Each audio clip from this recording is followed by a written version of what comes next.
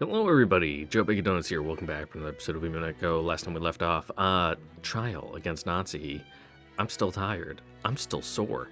I just woke up a little bit ago, like an hour ago. I've already drank an entire pot of coffee. So I'll just be finishing off like the last half cup I have. And then, maybe sip on a little water, perish the thought. Actually drinking just plain water instead of, running it through some fucking coffee beans or like tea leaves first. Like, what? Just plain water? How strange. Anyway, yeah, like I said, oh god, my fucking shoulders hurt. Jesus Christ. Doms? They a bitch. Fuck that delayed onset muscle soreness. Owie. Oof. Like, all those sit-ups, ugh, my gut, my back, my shoulders. Fortunately, my head doesn't hurt as much as it did yesterday. Yeah, it was yesterday, because it's 1 in the morning now, so. Yesterday was yesterday. What a profound sentence. Anyway, I don't really have much to say. Let's knock this out. I have, like, fucking 3 essays to write after this. That's gonna take me till, like, we go until, like, maybe 3 in the morning for me, which is like a 2-hour video or however long this trial lasts. Whichever one comes first. Then I just gotta write for the rest of the day. Love it. ダメじゃないよね、バトラを飛ばしちゃ。これは失礼しました。 Yeah, just gonna, skip over the guy who was in the room with the bodies all night. すっかり失念しておりました。 I mean, it's convenient for your theory to leave him out. そなたは午前3時に帰ってきたバトラと共に2階へ上がる。そしてそなたも自室に戻って眠ったはずだ。24時にいとこ部屋を訪れたかもしれぬが、午前3時以降には訪れておらぬはず。まさかその後、バトラのベッドに潜り込みに行ったとでも言うのか？ How scandalous. 一晩中バトラの寝顔を見て、いとこ部屋でのアリバイを確認していたとまで言うなら、認めてやってもいいがな。Because Beatrice was like, yeah, that's something I would do too. 一晩中寝息を聞いていましたが、何か？なんだと？ That's a very bizarre thing to do. 私、古賀エリカは、バトラさんが午前3時にいとこ部屋にお戻りになり、すぐにそのままベッドに潜り込み、すぐに就寝してしまったことを証明できます。そして起床され、部屋の惨状に気づき、悲鳴を上げるまで、部屋で何も起こらなかったことまでも証明できます。ですのでご安心を。バトラさんは犯人ではありません。殺人現場にそうとは知らずに入り、朝まで寝てしまったただの愉快な第一発見者です。バカ An idiot to say. お得意の封印でもそれを証明することは不可能なはず。どうしてそれがそなふざけるな。あの時俺は自分だけ部屋に入ったんです。エリカだって自分の部屋へ戻ったはずだ。どうしてそんなさも見ていたかのように断言できるんだ。見たとは言っていません。エリカさんに割り当てられた部屋はどこですか？ I don't know. What's get me a fucking blueprint. エリカ、教えてちょうだい。どうしてあなたはバトラのことがそこまで証明できるの？ Yeah, you got some explaining to do, you creepy little shit. さすがよ。それでこそ探偵だわ。私の部屋はいとこ部屋の隣です。 Just had a cup against the wall, listening in the whole night. 薄い壁が1枚あるだけです。まさかそなたは壁に耳をつけ、いとこ部屋の様子を伺っていたというのか？はい、私の耳は完璧です。バトラさんの入室後、直ちに私は部屋の壁に耳をつけ、あんた、バトラが悲鳴を上げる朝まで何も起こらなかったと証明できると言ったわね。まさかあんた You stayed up the whole night? 朝まで一睡もせずに壁に耳をつけ監視をしておりました。 Sure. Everyone was stunned into silence. She put her ear against the wall, and for the entire time until morning, she listened to what was going on in Battler's room. Just what in the world, just what would that have looked like? Until dawn, she had silenced her breathing in a pitch-black room, clinging to the wall shared with the cousin's room, like some kind of creepy, venomous spider clinging to the wall of a darkened room. Baron Costello alone was grinning in triumph. ゲームの進行上から当主の指輪を受け継いだバトラがキーマンになるのは読めていた。私はてっきりバトラが第一の番の犠牲者だと思ってたの。 I mean, it would have been very dramatic, but ですから我が主の追いつけ通り朝まで一睡もせずに壁に耳をつけ異常が起こらないか監視をしておりました。エリカの記憶力は写真並み、そして聴力は録音機能。エリカの耳をごまかしてジョージたちを what a fucking Mary Sue. 首に傷を刻むなど Goddamn 不 cheat 可能な character. ことに。It is impossible for Battler to have committed the crime.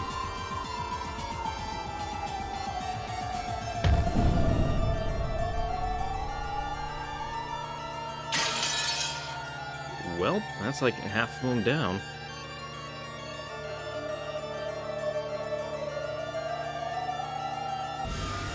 探偵権限で認められた能力ね。認めざるを得ない。赤で認定するわ。後宮バトラは午前3時にいとこ部屋に戻りそのまま就寝した。そして事件発覚まで部屋では一切不審なことはなかった。つまりバトラには殺人も死体を傷つけることも不可能だったということ。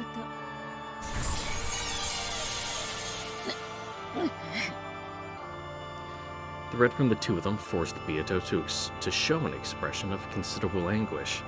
It was only natural. The red truth they had spoken not only guaranteed Battler's alibi, but a number of other things as well.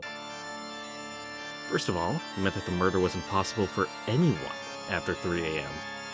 And since the cousins were confirmed to be alive as late as midnight, the time period for the crime automatically become between midnight and 3 o'clock. That also automatically provided a guaranteed alibi for everyone who wasn't in the guest house before 3 a.m. It is impossible for the crime to have occurred after 3 a.m. Oh, 300, some would say, like I did last episode.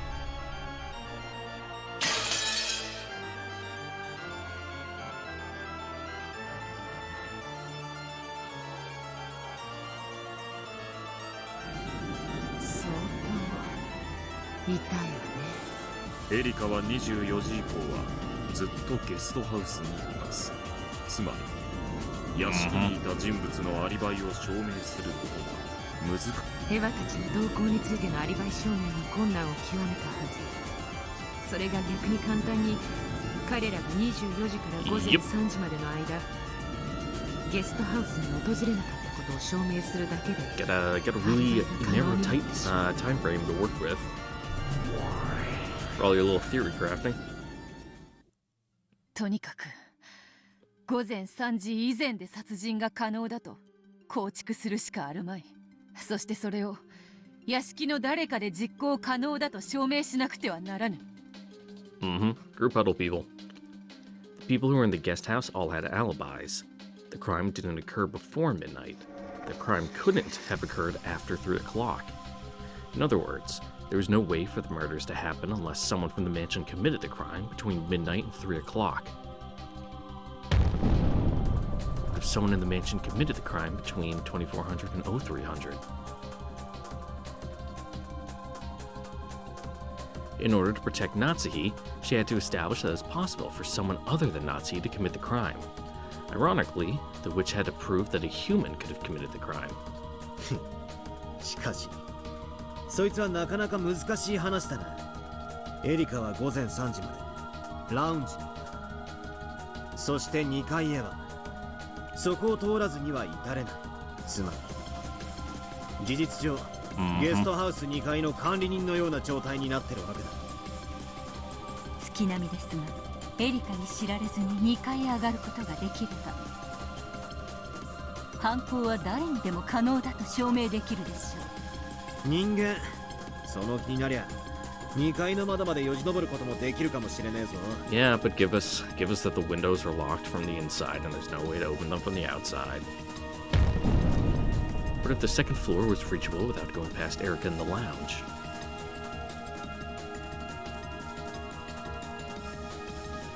Of course, Beato had also thought of striking back that way. And Burn Castell must have thought this as well. バトラ、南條、郷田、熊沢、ゲストハウスのすべての人物に犯行が不可能であることは分かった。しかし、屋敷の人間はどうか。すでにお話ししておりますし、我が主が赤き真実でも宣言済みです。私はゲストハウス1階のラウンジにいました。そして2階へ至るにはラウンジを通らなければなりません。つまり私の目に触れずに2階へ至ることは不可能だということです。それが不可能ではなかったら、例えばゲストハウスの外壁にはしごを立てかけ2階の窓より侵 Okay, 入した go in with the most obvious basic approach. ラウンジを通らずに2階へ至る方法は存在するはず。これならばそなたの目に触れずに犯行現場へ至ることは可能だ。Beato finally struck back. Before now, she had let Erica take total control and attack her with red over and over. During that time, Beato's counterattacks with the blue truth had been few in number, even including this one. 当然そう切り返されることは想定済みです。私のラウンジでの見張りが無意味であったことにされてはたまりませんから。そこでまずは私の見張りが完璧であったことを証明しなくてはなりません。まず How so? ゲストハウスの構造上、ラウンジにいた私の目に触れることなく2階へ至ることは不可能です。 I mean, it does have a lot of windows in 視 it. 覚も遮蔽物も一切なく、どのよ But うな like 物 the 理 entire building? 的心理的視覚も存在しません。我が主復唱要求します。ゲストハウス2階へはラウンジにいた人物に知られずに至ることは Well, 不 shit. 可能。もちろんこれは内部から2階へ至る話だけれど。グッドです、我が主。さて次はベアトリーチェ教のご公設の外部から至る方法です。 So no one, put on their sneaking shoes and just tiptoed past. これには正直困りました。登れそうな木もありますし、はしごを使う手もあるでしょう。雨どいをよじ登って2階に至ることも不可能とは言い切れません。 Mm-hmm. しかしこれをさせるわけにはいきません。ほう、させぬとな。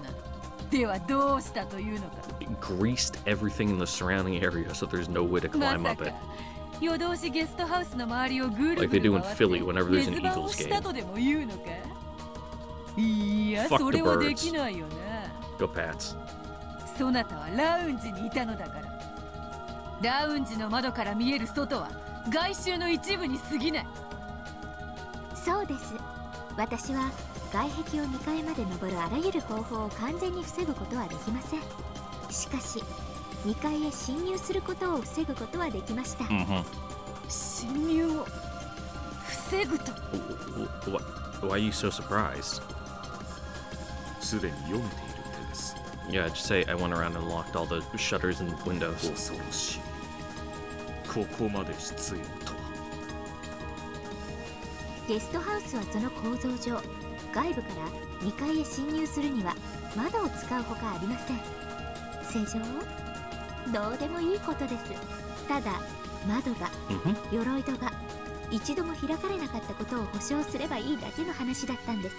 私は黄金の隠し場所に立ち会い、その後ゲストハウスへ戻ってすぐ No, you can even take it a step further. Like the thing I do with some of my windows is you take like a wooden stave and you put it on like the top of like the bottom one, and it reaches all the way to the top of the window frame. So even if the window's unlocked, you still can't open it because it's wedged shut from the inside. You know, a little double up on security. へえ、同じことです。これまでと何も So 変わらず。 really, the real purpose of it is to hold the window open whenever, you know, the weather's nice and got a little fresh air. Because some of my windows, they have like the pulley in the frame, so that way they slide up real easy. But as I mentioned before, this house was like built in the 40s, and some of those ropes have snapped or are just gone. So just gravity really wants to pull the window back down, so you just gotta prop it open, you know. あんたまさかゲストハウスの全ての窓にお得意の封印をしたって言い出すの？あの天気の中その格好で。一応漂着時の水着持ってますので。 What a little busy fucking bee you are. 行かれてやがるぜ。客人として迎えられた家でまだ何も起こってないのに、あの雨の中そんなことをして回るってのか。普通の人間なら絶対にありえない不審な行為 But she is the detective. ですが、Mhm. 彼女は魔女の駒ですから。 In the middle of all that rain, Erica sealed all the windows from the outside to create an alibi showing that no one could have snuck into the guest house from the outside. She climbed up the walls herself and did that to all the windows on the first and second floor. No, all things which could possibly have permitted entry. After hearing that she'd listened to the cousin's room all night long without sleeping a wink, even this bizarre behavior didn't seem quite so impossible. Then it probably also looked like a venomous spider. A repulsive venomous spider crawling eerily over the outer walls of the guest house in the middle of a storm. あなたという人は我が後ろ宮家を何だと心得ておられるのですか？ I mean, it's clearly a fucking hellhole. 客人として迎えた恩も忘れ。 Everyone that shows up here dies. 探偵にとって後ろ宮家は事件の舞台以上にも以下にもなりません。私にとって事件発生前に重要なことは登場人物の名前を覚えることと地形構造を覚えること、来たる事件に備え各種アリバイの取得準備、および工作に専念することです。事件発生前に何の準備もしない探偵は私から見れば三流かと。 Pretty unfair piece to play that knows that the crime is going to occur when none of the others do. 投留先で人が死ぬと Beatrice. 私たちは知っているのだから。 Because, you know, she's the killer そしてエリカは piece. 事件発覚と同時に全ての封印が破られていないことを確認したの。エリカが死体発見時に一番にいとこ部屋に到着しなかった理由はそういうことよ。死体なんて見分しなくても赤き真実でいくらでも確定が取れる。それより重要なのはアリバイ構築のための封印の確認だった。 So she just sprinted around the building real quick, 我が主は完 tying up 璧 all で the す。 windows. 私は主に命じられたままに全てを完璧に証明しただけです。見事よエリカ、私の分身、私の駒。 You've earned a piece of どう salami ラムダ。 as こ a れで treat. ラウンジでのエリカの見張りはアリバイ構築上絶対の信頼性を持つことが証明されたと思うけど。 There is no way to reach the second floor without passing through the lounge.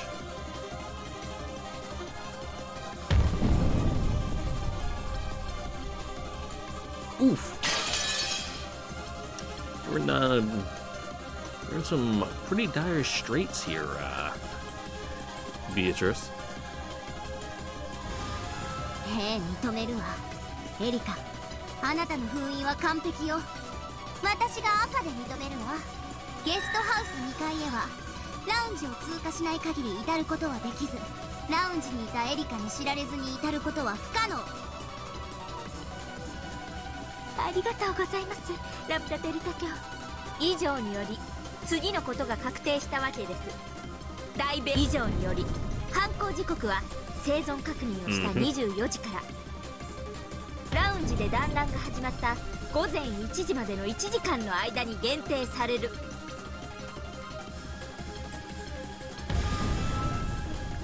That's a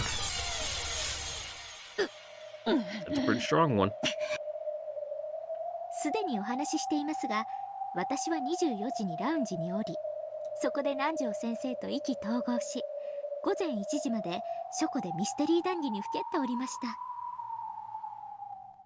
お恥ずかしながらすっかり熱中してしまっていたため、その間廊下を誰かが通り抜けても私は気づけませんでした。探偵にあるまじき痛恨のミスです。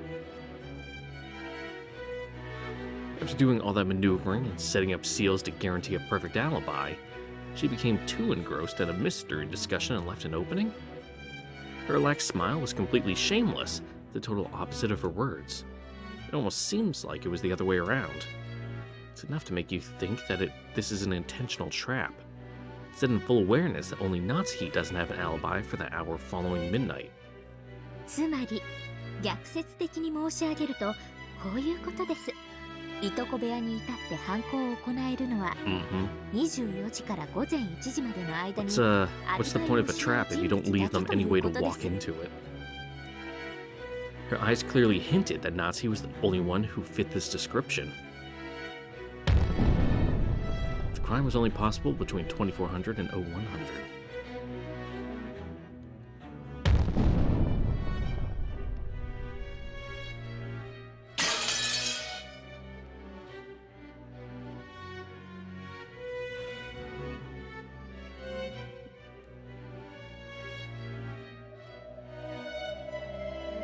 It had been a crime that occurred at a completely unknown points during that long night.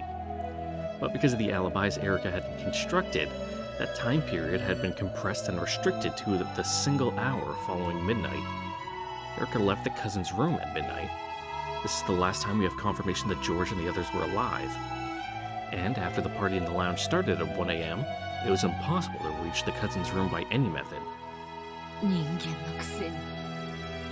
まずいですな。一夜が1時間にまで封じられ、残す容疑者の駒もこの調子ではあとわずかでしょう。ベルンカステル教名、やるではなか。私、バトラと違ってバカじゃないの。You sure about that? こんなゲーム、5度も繰り返せば手の内は十分だわ。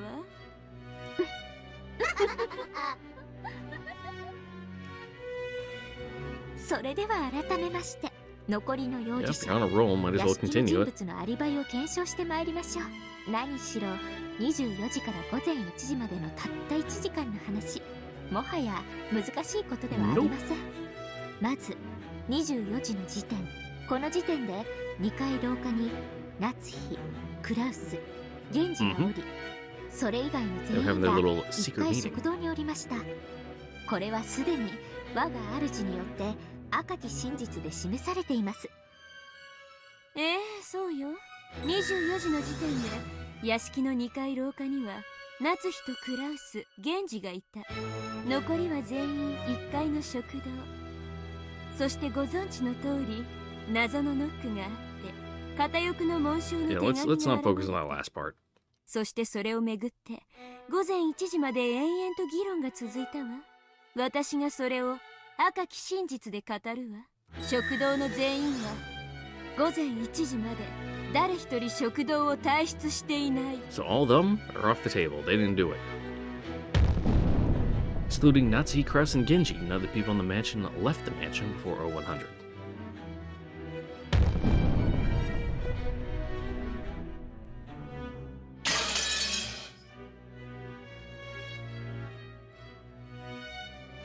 Well now. Not many options left to go through. The time that the crime was possible had been limited to between midnight and 1 o'clock. And it had been guaranteed that the adults in the family conference did not leave the mansion between midnight and 1 o'clock. This gave them all proven alibis. それをどうやって証明するのか。エリカはゲストハウス、誰かが食堂の扉にお得意の封印でもして証明したというのか。納得のいく証拠も証明もないぞ。赤き真実はただ真実であり、証拠も証明も議論の余地も必要ない。あんたが作ったルールよ。Fact is a fact.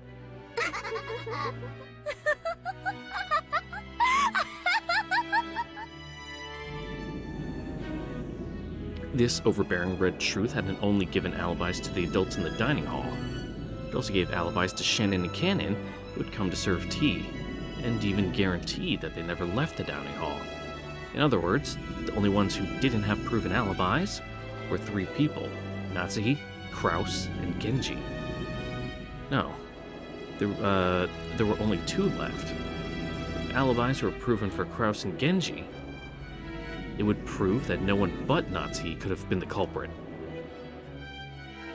では次に源氏についてです。彼は犠牲者ですが、いとこ部屋での犯行に及んだ後、自らも殺された可能性も否定できません。And someone else came and tied off some loose ends. そして何より24時に2階廊下にいましたが、その後夏日の電話の取り次ぎのため使用人室に戻り孤立します。Is it not possible that Genji in the mansion committed the crime? ということは源氏にも犯行は可能なはず。赤で語るわ。源氏は電話の取り次ぎを終えた後、そのまままっすぐ控室に戻っている。He said, "Fuck this shit, I'm going to sleep." 証拠も証明も封印もアリバイもなく、ただそして午前1時、親族会議は再び小休止となり、ローザがゲストハウスへ戻ります。この時、本当に協力に感謝します。後宮エヴァさん、ご起立を。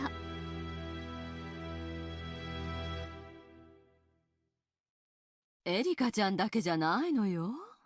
私も What? きっと今夜何かが起こると思っていた。Oh, yeah, that's because you're paranoid. 彼女こそは私に封印を教えてくれた方。そして私と共に疑わしい人物のアリバイを確かめるために協力してくださいました。私は午前1時の小休止の時、源氏さんの控室に行き、エリカちゃんと同じ封印をした。Oh, okay. つまりこれが破られていなかったなら、午前1時から翌朝までこの部屋は誰も出入りできなかったことになる。An odd thing to do, but sure. We know that you're crazy. The murder of Genji is also restricted to the interval of 2400 to 1 a.m. Or 100. 続けて I カノ gotta ン stay さん、 consistent. 熊沢さん、ご起立を。Cannon rose expressionlessly, and Kumasawa got to her feet timidly. お二人は朝、起きてくるのが遅い源氏さんを起こしに行きましたね。そしてその時、 Yeah, he was being a little big old Mac lazy bones. それを破いて扉を開きましたね。はい、何かのいたずらだろうと思いました。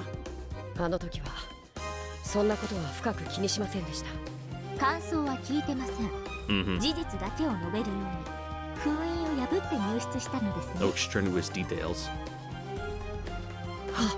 はい。赤き真実でエヴァとカノンと熊沢の今の証言が真実であることを保証するわ。エヴァは午前1時に源氏の控室に封印をし、それは朝の事件発覚時にカノンと熊沢に破ら There れ、 goes Genji. 面倒だからさらに付け加えるわ。午前1時の小休止で最初に食堂を出たのはローザとエヴァよ。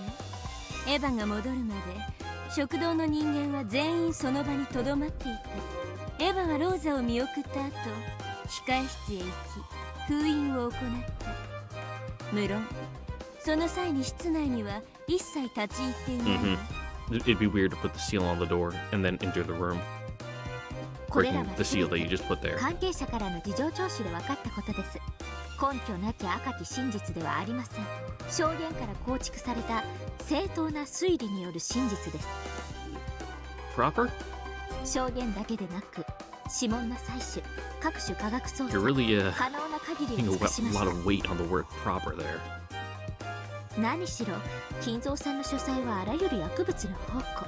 赤き真実に限りなく近い究極の真実である各種の調査結果を得ています。 Sure. はあ、サイエンスミステリーではないのでその詳細は割愛しますが、 Is that allowed? are you allowed to just hand wave, science in quotation marks as the reasoning? As Erika swaggered about the cathedral, she arrogantly touted her scientific knowledge.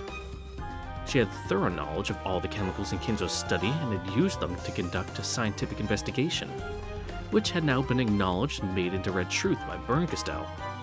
Without going into too much detail, the results she had attained would have been convincing even without the red truth.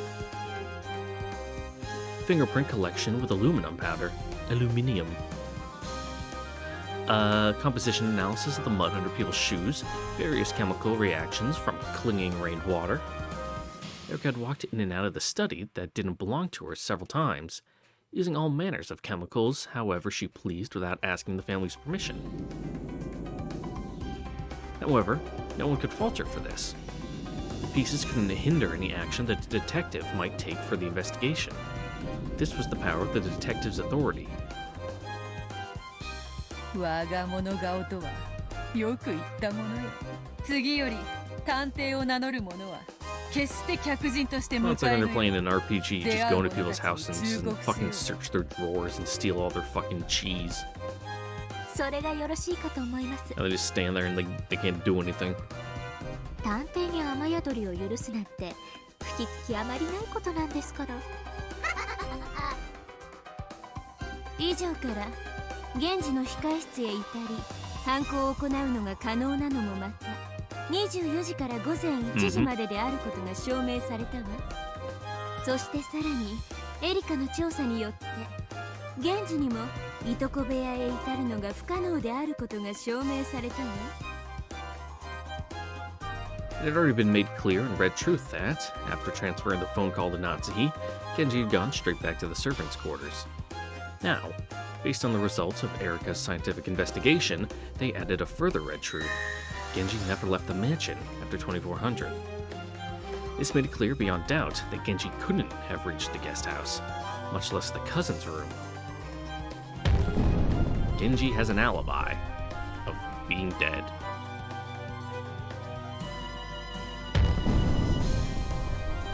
More importantly, being dead within a specific time frame.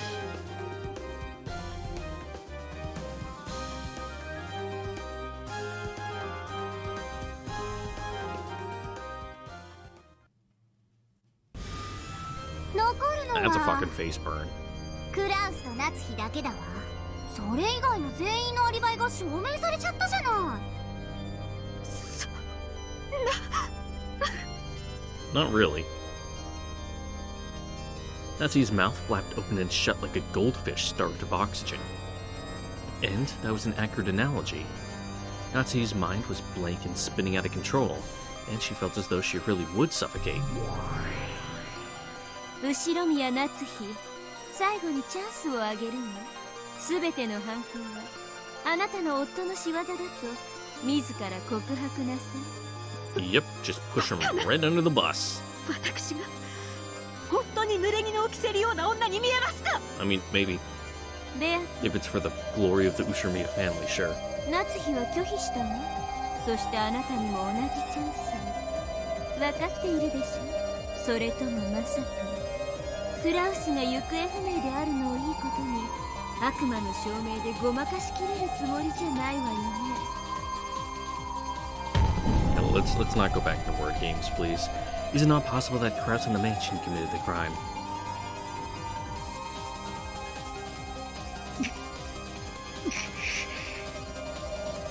Ito realized that they were rapidly approaching the end of this battle. Normally, these alibis of Erika's would still have many places that Byato could argue against using the blue truth. However, all of those alibis had been accepted by Bernkastel and Lambda Delta as red truth, and Byato no longer had any room to argue. まるでエリカの書いた筋書きをあの魔女どもがそうなるように曲解してるみてえじゃないか。そうですね。ゲームマスターのラムダデルタ教が納得したならその真実の真贋が問われない。最後に残った真実に基づいて続く世界が紡が Like れ you're る。 good friends with the DM, and they're, maybe fudging some roles behind the screen in order to make things fit. その最後の真実が本当の真実とどれほどかけ離れていようとも。クラウスおじさんが犯人のわけない。おじさんは何者かに監禁されてるんだぞ。いや、そう。いや。夏日おばさんを電話でうまく騙した可能性も否定できないな。バトラ君は夏日とクラウスを疑っています。I mean, it's pretty hard not to. それはエリカの真実は卑劣な構築ですが正当です。魔女と結託しているとはいえ赤き真実で認められています。つまり嘘だけで構築した偽の真実では断じてありません。There's gotta be a nugget of truth in there. つまりエリカの真実でも筋が通るのです。夏日やクラウスが犯人という真実も全くありえなくはありません。それが虚構であろうとも筋は通る。真実と同じ価値を持った虚構なのです。その2つの真実のどちらを信じるか、それはバトラ君自身が自ら決める She ことで says, す。 also looking directly at the camera. いや、俺は夏日おばさんとクラウスおじさんを信じるぜ。確かに金でトラブルがあるのは知ってる。だがそれでも俺はおばさんたちが犯人だと信じたくない。いや、信じられない。これだけ赤で着実に追い詰められたこの盤面上でどうやって Yeah, you're gonna need to pull a 夏日を逃がせます。 fucking rabbit out of your hat for this one. わからねえ。だが絶対に屈したくない。夏日おばさんは卑劣な罠にはめられただけだ。エリカの推理はまさにそれに踊らさ Yeah, れ it's たも one の。 solid trap at that. だからエリカは意図してかせずしてか本当の犯人の片棒を担いでるんだ。エリカが夏日おばさんを犯人だと告発し、そしてこの場にいる誰もがそうだと信じてもならばこそ俺だけは夏日おばさん You を play 信じ devil's たい。 advocate? Alright. If everyone assumes it's true, does it become the truth? If everyone accepts a lie, does it become the truth? Must the solitary truth teller be dragged to the guillotine to the jeers of liars? 俺は嫌だぜ。誰も夏日おばさんを信じないなら本当の真実は全員が納得したら決まるものじゃない。徹底的に双方の可能性を検討してその上で至るもんなんだ。だからこの法廷は嘘っぱちだ。 What a righteous moral man you are, この Bowser. 法廷は夏日おばさんを犯人だとでっち上げるためにしか存在しない。レアとは Whenever I see 夏日を Kangaroo 必 Court, 死 all I に can 弁 think 護 of is して the います fucking よ。 Rick and Morty, version of that that court transcript. 違う。ベアとがしているのは神戸。言い訳でしかない。この法廷では相手の主張に抗うだけじゃ戦えないんだ。だからかつての俺は一方的にベアとにやり込められていたんだ。エリカに勝つのに Yeah, it's 必要 pretty なのは painful to watch, huh? 奴の推理の穴を探すことじゃない。奴とは異なる別の真実を見つけ出し、それをあのゲームの支配者ラムエリカの真実より正しいと認めさせることなんだ。ベルンカステル教の示した赤き真実に抵触せ Yeah, it's ず gonna に be a rough one. 夏日が犯人でない真実を紡ぎ出せますか。 Yeah, real narrow constraints to work in. だが俺が夏日おばさんが犯人だと信じない限り絶対に別の真実がある。仮に事件の犯人は魔女ということになってもいい。正しくない真実によって夏日おばさんに濡れ衣を着せられるくらいなら。夏日が犯人であるとこれほどの赤き真実を突きつけられてもあなたは信じないのですね。ああ、物事ってのは常に信じる奴と信じない奴がいるべきなんだ。たとえいくら証拠が積 Oh, み you're 重ね not られよ wrong うと there. 誰かが潔白を信じなきゃならない。世の中には証拠じゃ示せない真実なんていくらでもあるはずなんだ。みんながそうだと言うからきっとそうなんだなんてことを俺は二度と受け入れたくない。 So, just being contrarian. How can you be sure that there's nothing on the far side of the moon if you've never seen it? Is there some reason you have to believe it? Until you see the far side of the moon with your own eyes. You can't rule out the possibility that nothing is there. And neither can you rule out the possibility of a thriving culture of space bunnies. You should never assume something is the truth until you actually check it. This court is maliciously trying to force a single interpretation on a truth that can't be checked. I once believed that there was a society on the far side of the moon. What? That was in elementary school. I was made fun of and laughed at. So I thought it was embarrassing to think that a society lives on the moon, and I threw away that belief.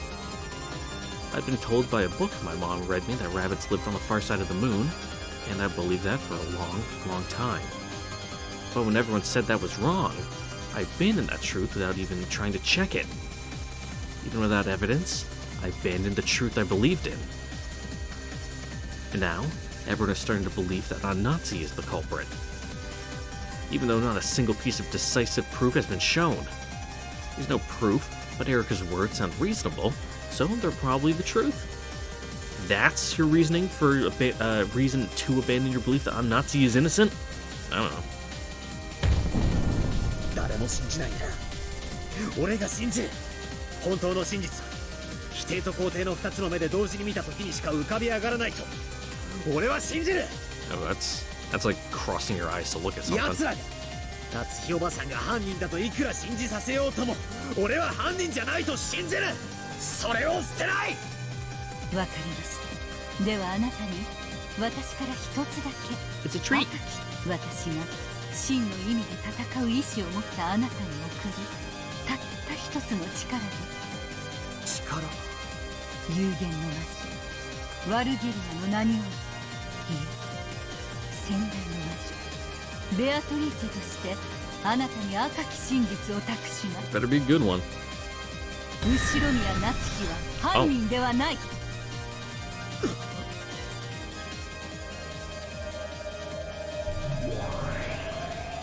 司法取引フラウスが犯人だと認めたならエリカは夏日に対する追及を中断。以後は所在不明のクラウスが犯人ということで追及を。どうするベアト、このままじゃ夏日やばい But のよ。 unfortunately, Virgilia's red truth wasn't admitted into evidence, so it doesn't count in this court. 司法取引を受ける？後ろ宮家の名誉とやらを放棄するなら今回はドローにしてあげようっていうベルンの甘い配慮よ。 Kraus was currently missing, and it is unknown whether he's alive or dead. Like Kinzo, he was no different than a cat in a box that had disappeared into the mist of the island. A cat in a box is a creature of infinite variation. No interpretation of it can be denied. It is the root of endless interpretations, the true source of the endless witch's power. In other words, no matter how much Berncastel were to claim that Kraus was the culprit, she wouldn't be able to make that the sole truth. That is, the Kraus culprit theory and the witch theory could exist in almost perfect balance. Beata could make the game a draw. Berncastel was tempting her.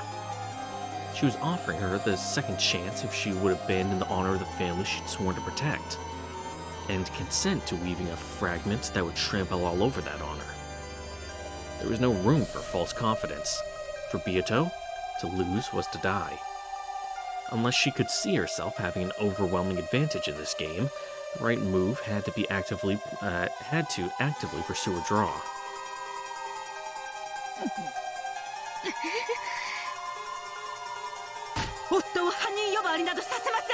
Real tempting bait on that hook. 夫は後ろ宮家次期当主、後ろ宮家の栄光を受け継ぐ唯一の人間です。その人間に犯罪者の汚名を着せるなど断じて許しま I せん。 mean, technically he is kind of a criminal, but like, you know, white collar crime, not this like fucking murder shit. 良いのか夏日、クラウスを疑ることを放棄するならもうそなたしか、そなた以外の I 全 mean, like, 員のア even リ if バイ it の did go to 証 jail, 明 it'd be one of those cushy すなわち fucking, you know, 天辺 like I の said, カラ white ス collar jails where he gets to go play golf. 何の証拠もなくそなたを犯人だと断定できてしまう。私しか残らなければ何だというのですか。私は後ろ宮夏樹、逃げも隠れもしない。私は潔白です。そして心に片翼のわしを刻む高潔なる当主代行です。私を罵りたければ罵りなさい。あざけりたければあざけりなさい。誰にも No, don't worry, people 虚 do. 実で私の名誉を傷つけることなどできはしないのです。 With a dignified voice, Natsuhi stated her case openly before the witches above her. However, this response of hers might have been exactly what Bernkastel had intended. 夏日は取引を拒否。ベアトは分かってるよね。夏日が特定された瞬間にラムダは判決を下そうよ。その瞬間に魔女幻想は否定され、あなたは露と消える。夏日のくだらない意地 Gone に with the wind. 地獄の底まで付き合うつもり。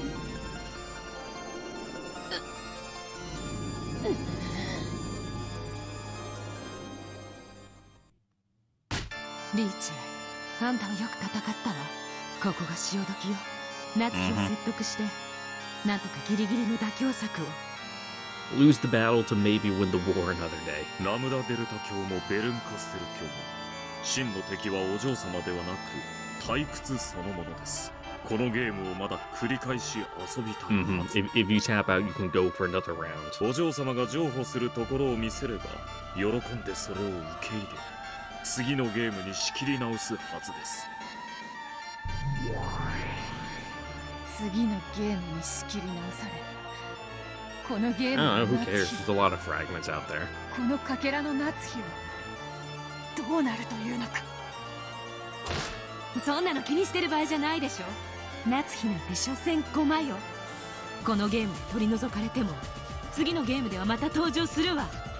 しかしお嬢様はそういうわけには参りませんと。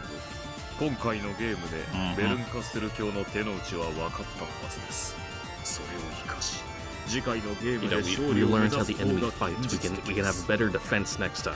ここはベルンカステル教の取引に乗るのが唯一無二の上策かと。くだらないプライドは捨てなさい。カスパロフもディープブルーも無敗じゃないわ。 Deep blue? 最後に勝率で Oh, that's, 勝者を決めるんでしょ。一つの勝負、一つの人生、一つの駒に魔女が執着したら死ぬわよ。すまぬな。そういうわけにはいかなくても、誰もが違うと言っても自分だけは信じる男の強さと、それを捨てなければならなかった男の悔しさ、わらわは知っている。わらわは夏日を見捨てぬ。なぜか誰もが夏日を疑うのなら、誰かが夏日を信じねばならぬからだ。真実とは疑う者と信じる者の狭間にこそわらわは見捨てぬぞ。誰もが夏日を犯人 Is と信じ this るなら、 character それでも development? わらわは魔女が犯人であると主張する。それが主張できぬなら、わらわの存在価値などそれまでよ。負けられねえんだよ。真実ってのはさ、誰かが否定するもんじゃねえ。自分が疑って捨てた時に消え去るんだよ。 Lose yourself to delusions and make anything true. それがベアトの返事。ああ、当然拒否よ。後宮クラウスは犯人にあらず。 Ushimira Kraus is not the culprit.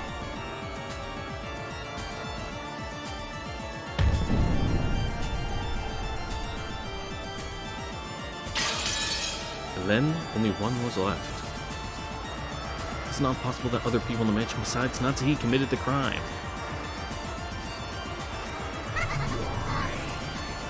バカはもう取り返しはつかないわよ。愚か者の短期にふさわしい Yep, I gotta fucking worm your way to 報いを this 受けな one. さい。奇跡の魔女ベルンカステルの名において赤き真実を語るわ。後宮クラウスは犯人ではない。そしてとっくに殺されてるわ。 No, Kraus, no. Ushimira Kraus, murdered sometime after the early morning phone call by which Natsuhi learned that he was still alive. His corpse has not been found, but his death has been guaranteed by Bernkastel with the red truth. あんたに電話で声を聞かせた直後にね。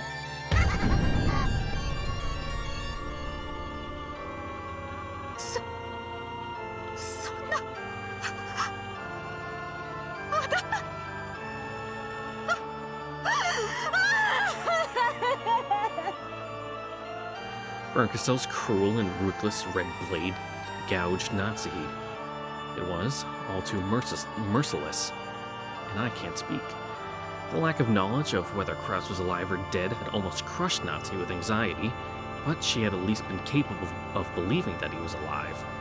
And now, that hope, that expectation, had been crushed without any chance for a miracle. She had thrown herself into this trap out of concern for her husband's safety. With the loss of her daughter and husband, she had now lost everything she had gained since marrying into the Ushimiya family. No, even after all this, one thing still remained. If her husband was lost, then right now, she was the last person who could protect the honor of the Ushimiya family. She still couldn't let it end here. Even wrapped up in so much sadness, Natsuhi would do all she could to protect that honor. With her last ounce of strength. いいえ、これで終わりよ。残りの食堂の人間は全員1時まで食堂を出ていないことは赤き真実で確定してる。つまりもう夏日以外全員のアリバイは証明されてる。 Excluding Natsuhi, everyone in the mansion has an alibi.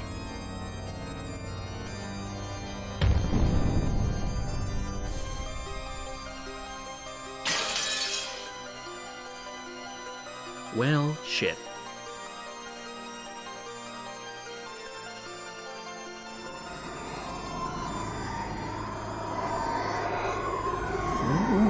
Spooky. 見事だったわ、エリカ、ベルンカステル。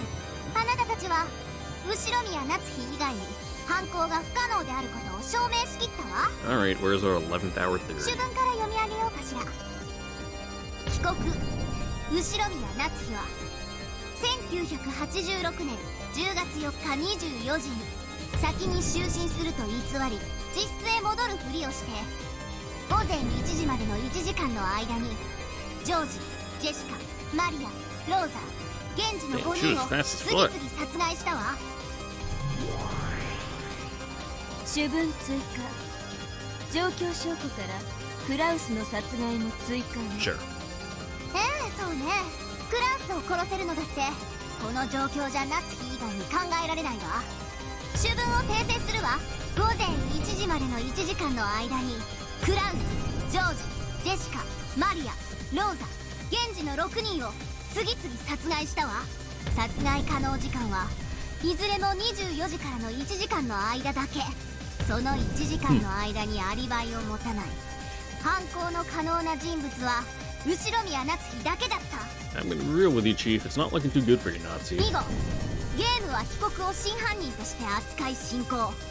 また事件が人間の犯行で完全に証明されたため無限の魔女ベアトリーチェ当幻想法廷はあんたの存在をここに否定することを宣言するわ。神戸の機会があるけど夏日のアリバイを証明できる？もしくは夏日以外が犯人の可能性を示せる？ Kinzo did it それさえできれば夏日は黒ギリギリのグレードマン。 because at least for this game, it's あんたの存在否 he 定は flew out the 今回 window. 保留され He's る presumed to be alive, just running around the woods. If Nazi had an alibi, Beato would have shown it long ago. In fact, wasn't the whole point of that trap to make her lose her alibi? アリバイの証明などなくともわらわは夏日の無実を信じるぞ。そなたらが偽りの真実をどう決めつけようとな、わらわこそが真犯人である。夏日は無実である。たとえ証拠がなくとも。真相はノッケン島の夜の主黄金のベアトリーチェだけが知っています。私は後宮夏日 And she ain't done nothing. 夫なき今私が後宮家の当主です。我が心いかなる恥ずかしめにもくじけることがありません。 But no, I'm not sure that's how the line of succession for the Ushimiya family works. それはなぜかお父様が私に心に片翼のわしの紋章を刻むことをお許しくださったからです。私の心臓に刻まれた紋章と名誉をあなたの証拠とアリバイとやらはどう否定できますか？ By saying in red that never でき happened. ません。私の心に刻まれた後ろ宮家の紋章は不滅なのです。 Now that Natsuki and Beatrice had practically been placed on the guillotine, they cried out with all the strength of their determination. However, that did nothing except bring a cold smile to the Game Master Lambda Delta's face. Erica had constructed a truth that Lambda Delta could accept, and no one could construct a more convincing truth to deny Erica's. In that case, the most convincing truth would swallow up everything else and become the one and only truth, even if it happened to be different from the real truth.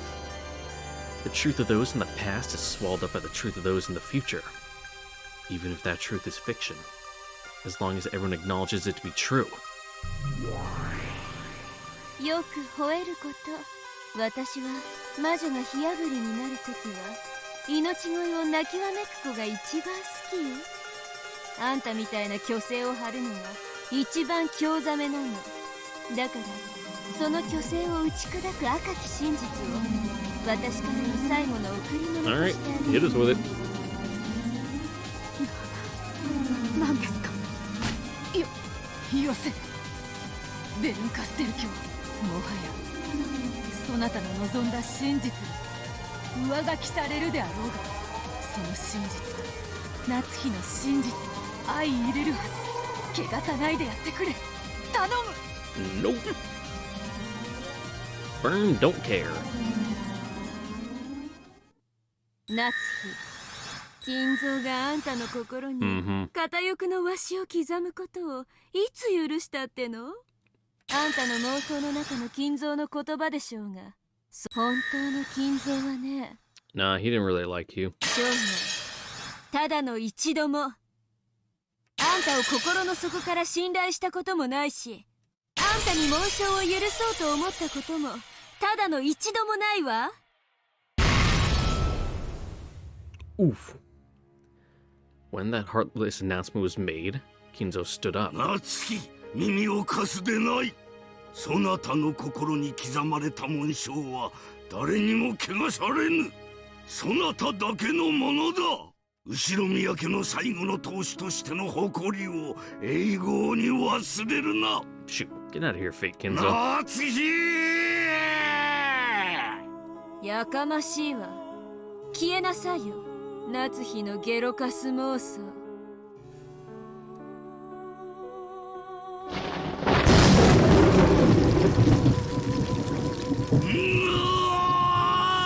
And then he just explodes into pink mist. 消せぬ、消せぬぞ、我が魂は。夏希が心に紋章を刻み続ける限りな。この嘘つき幻想で本当の金蔵はそんなことを言わないわ。消えなさい。夏日によって美化された、夏日にとって都合のいい夏日の中の妄想の金蔵。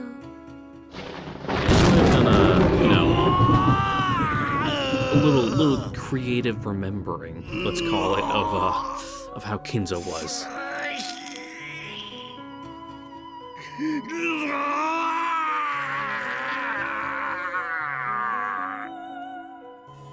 Bright red flashes of lightning smashed Kinzo over and over again as he screamed.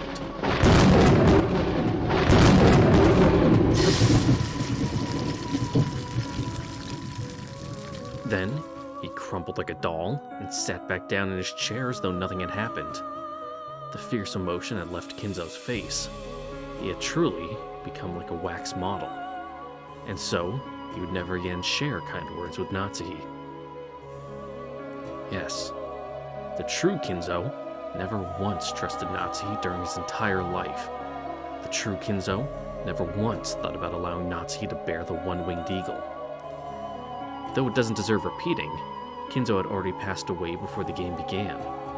Kinzo appearing in this game was nothing more than Natsuhi's delusion. Everything about this Kinzo, who believed in Natsuhi and entrusted her with protecting the family honor, was an illusion created by Natsuhi.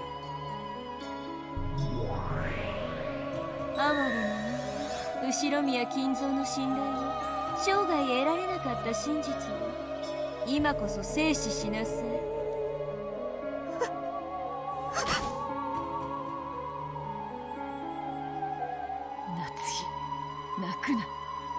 そなたは金蔵に後ろ宮家を託されたのであろう。 Yep, just keep telling her what she wants to hear. No, he didn't. Not once did he entrust her with that. He never said hello or met her gaze even once.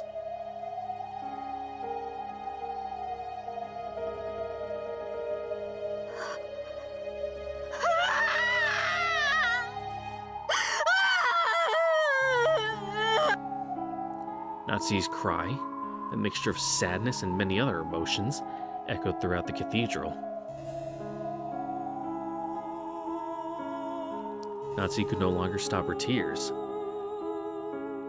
Some last faint element had cheered her up until today. That had allowed her to endure as an Ushiromiya, as the wife to the head's representative, and as the final family head, had been torn to bits. Natsuhi no longer had anything left. Natsuhi could no longer allow herself to even call herself an Ushiromiya. The difficult days and the painful days. The days when she still gave everything she could for the family she married into despite it all. The rare happy days that existed among them. All these flitted through her mind one after another, and disappeared.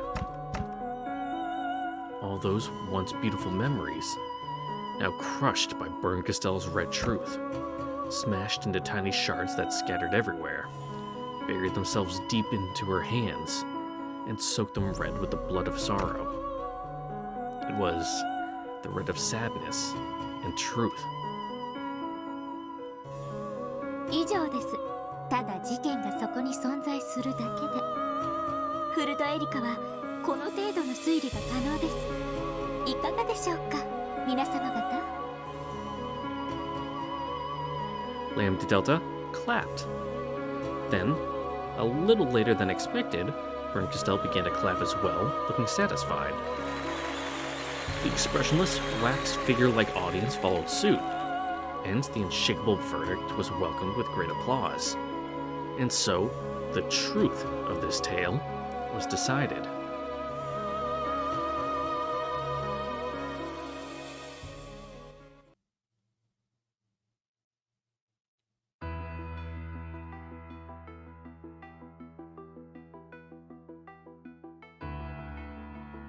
Right now, no humans exist on this island except for those in this parlor, and with one exception, it has been shown that none of them have committed murder.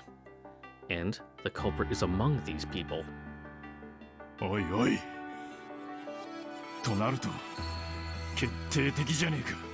魔女が犯人で魔法で殺人を犯したわけでない限り。 Damn, that'd be crazy. It's a shame no witches and magic exist within this 2-day period on Rokkenjima.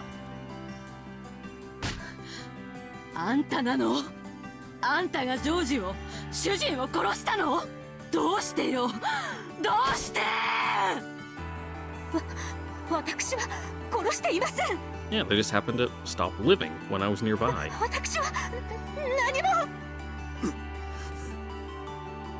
In a panic, and with a voice that really couldn't be called flowing, in a manner that was, to put it coldly, unsightly, Aunt Natsuhi denied the suspicion placed upon her. However, there was no longer any way around it. The girl stood up, brushed back her long hair, pointed at Aunt Natsuhi, and said it one more time. あなたが犯人です。後宮夏日さん。The red face and tear streaked, Ava walked up to Natsuhi and grabbed her by the collar. Then, wordlessly, she slapped Natsuhi's cheek. Natsuhi, who had never been slapped in her life, was shocked by her first ever taste of iron. Even my father never hit me. It turned into a scuffle between Ava and Natsuhi. Battler immediately tried to stop them, but Ava planted a sharp knee into Battler's gut and he doubled over.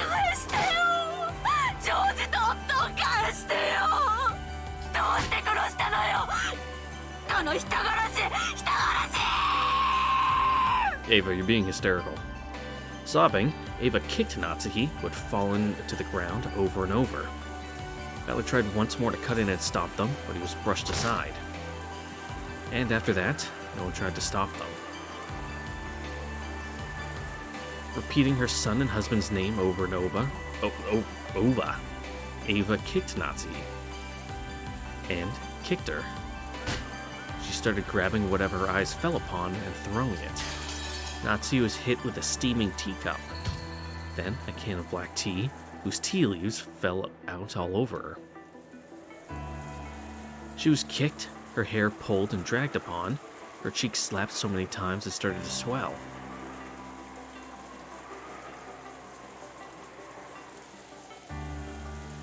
No one tried to stop it. It was because they were worried about Ava kicking them too. It wasn't worried. It wasn't. It was a negative there. It said it wasn't. It was because they thought it an appropriate act of retribution for a person who had lost her beloved son and husband. A proper retribution. A proper truth. Everyone in the parlor accepted that Natsuki was the culprit. They accepted the truth that Erika claimed. So it became a proper truth, and Natsuki was designated as the proper culprit. She had already lost the husband and daughter who would have protected her. And even Kinzo, who should have given her a final bit of strength, had already vanished like a bubble in the ocean of illusions. No longer would anyone protect her. No longer would anyone believe her. So she was now the true culprit. Ava's shoulders heaved with heavy breathing. Apparently, her anger still hadn't abated. Erika patted Ava's shoulder and made her take a step back. Of course, this wasn't to protect Natsuki from violence. It was to further humiliate her, now that she had been branded as the culprit. 私は3つの謎の2つを解きました。クーダニット、ハウダニット。 The why done it? そして最後の謎。ホワイダニットは犯人が自ら告白しなくてはならないと決まっています。どうかミステリーのルールに従い告白を。No, Natsuki, don't. This is like signing a false confession. No. The why done it refers to the motive. これが三流ミステリーなら、そろそろ夏日さんが高笑いを始めて罪を認め、悲しい過去話を始めるタイミングなのですが、まさかそれまで私がしなくてはなりませんか？ It's like Naruto, where the villains always have a super sad childhood or whatever. 私は And now, 犯人じゃありません。誰か信じて。私は何者かに夫を人質に取られ、 but there's no one here to like talk no 罠 jutsu に you はめられただけなんで into す。 being a good guy. Man, Naruto ended like fucking dog shit. What a trash series. Natsuki, with her hair a mess and her face red and tear-streaked, protested to everyone, but no one met her gaze, because it had already been resolved that Natsuki was the culprit, because Lambda Delta had acknowledged that the culprit of this tale was Natsuki and woven it that way. None of the pieces would pay any heed to Natsuki's, to the culprit's words. 夏日は犯人ではない。我こそは黄金の魔女そなたらが夜の闇に怯えた年頃よりはるかに前から君臨する六軒島の夜の支配者。なぜわらわの罪とせぬか。なぜ夏日を疑うのか。わらわを認めよ。 Well, you haven't really done anything this round, Beatrice. すべてはわらわの犯行ぞ。 They kind of just 人 ran 間 circles が犯人 around とい you. うことなど断じてあってはならぬわ。 The witch illusion had already been crushed, and Beato's voice didn't reach anyone. The verdict had already been announced. Everything had been decided. 聞こえてないわよ。誰にもね。あんたは幻。ただの幻想。New evidence has been introduced. Retrial. お帰りなさい。ただの肖像画に。金像の幻想を親族が共有することによって生まれた儚い幻の魔女。それがこの世界の選んだ真実なのよ。さあ、大ラムダデルタ教、この魔女を語るおこがましき愚かな幻想を今こそ葬り去りたまえ。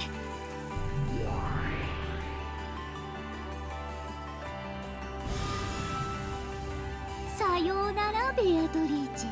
あなたを魔女にしたのは私のお友達になれるか私の退屈を紛らわしてくれるか、そのどちらかを期待したものよ。 But it seems that time is now in an そして end. あなたは期待に応えてくれたわ。後者のね。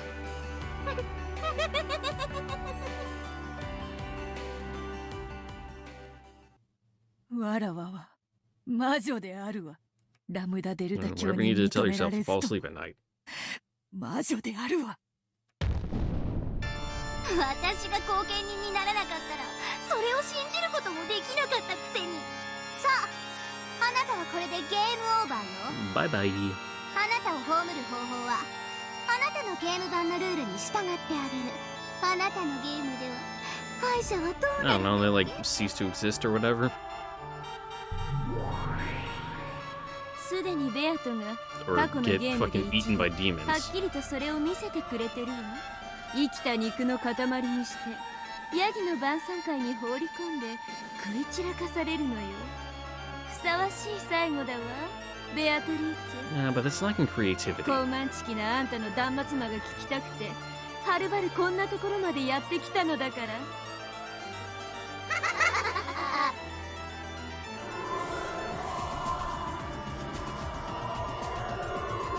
One by one, a massive number of unspeaking goat attendants slipped out from behind pillars and began to fill the cathedral. The goats paid no attention to Natsuki, who was seated in the center, but the crowd completely enveloped her. From Beato's point of view up on the balcony, must have looked like a huge boiling pot of goats.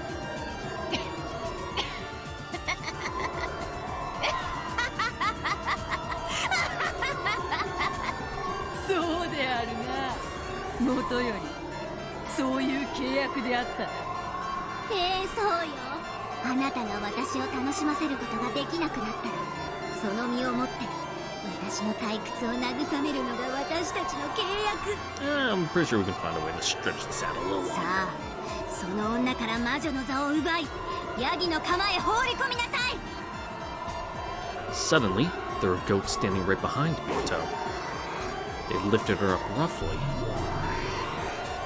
良い悲鳴を聞かせてね。あんたはこの日のために寝かせてきたワインよ。ならばそれを聞かせぬのがわらわの最後の一子であるわ。やった言わせたそれを捨て台詞にしてくれる子が聞かせてくれる悲鳴が最上級なのよ。落ちろベアトリーチェ。 The goats carrying Beato no longer viewed her as their master. After holding her above the pot of clamoring goats, which were snorting heavily in anticipation, they threw Beato's slender body into the air. All at once, the squirming goats faced the heavens and raised their arms.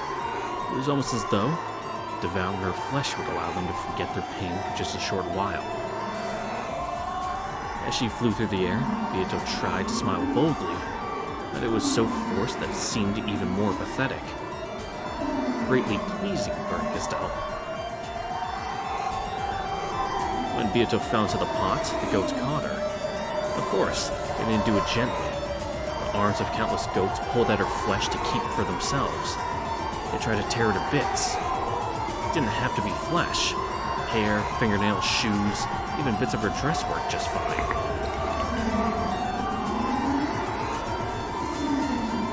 The mouths of those goats were a gateway into hell. However, Beato was too big to pass through that gateway. So they had to chew and tear her into bits small enough to fit into it. Beato let out a bold laugh. She laughed from inside the pot of goats. However, her expression was very different from the one she had intended. It was an expression not of a witch, but of a single human screaming out one final time.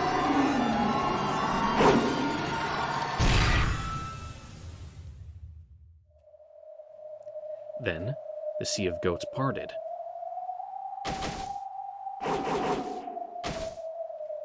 Delana leapt forward, slicing all the goats in her path with a single flash of her longsword. It was a thin slice, like cutting through butter. The goats were surprised by Delana's sudden appearance and stepped back. In the center, Beatrice cowered in tatters, sobbing. 何の真似？異端審問官ドラノール。恐れながら申し上げます。この判決に意義のある者がおります。そやつの名は後宮バトラです。 What? No, you don't. Really? You don't say. All of the goats stared at Battler. 当法廷の判決に何が不服で？再審請求にふさわしい新しい証拠を、真実をお持ちなのでしょうね。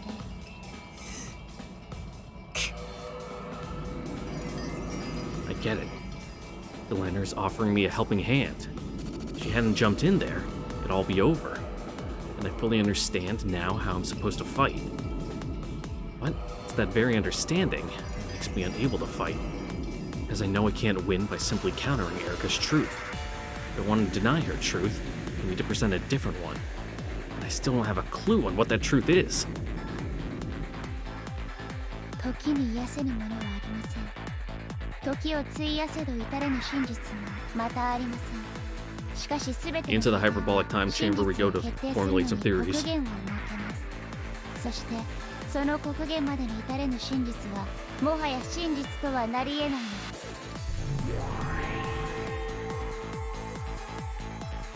Yeah, I know that. By now, everyone is certain that Aunt Nazi is the culprit. It might be too late now, even for the real truth. Aunt Ava's violence will probably go unstopped. No one is even thinking about protecting Aunt Nazi. It's no longer a situation where we can say, the truth will eventually be found. And in this world, even the time allotted to us to expose the truth is very short. It's already midnight and the end of the game. Police won't come. The truth won't be revealed. Only the truth decided upon here and now will remain.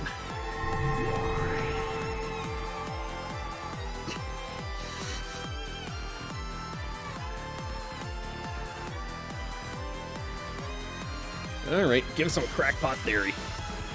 I slowly stood up, walked in front of Beato, and faced Delanner. I have no plan. I don't know the truth. However, if I don't jump in now, I won't get another chance to fight.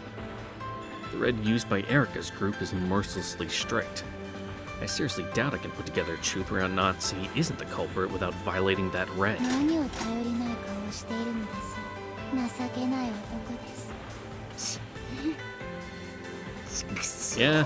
Yeah, that describes Battler to a T. Battler. Looking pretty good for someone who just had their shoes eaten.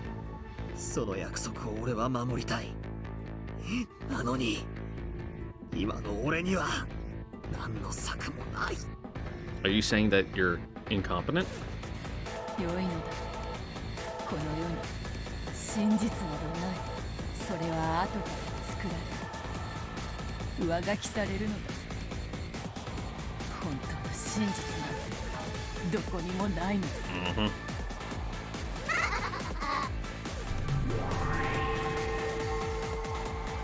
ドラノール、素敵なシナリオだわ。With a twist. やはりお姫様の処刑にはナイトが現れないと面白くない。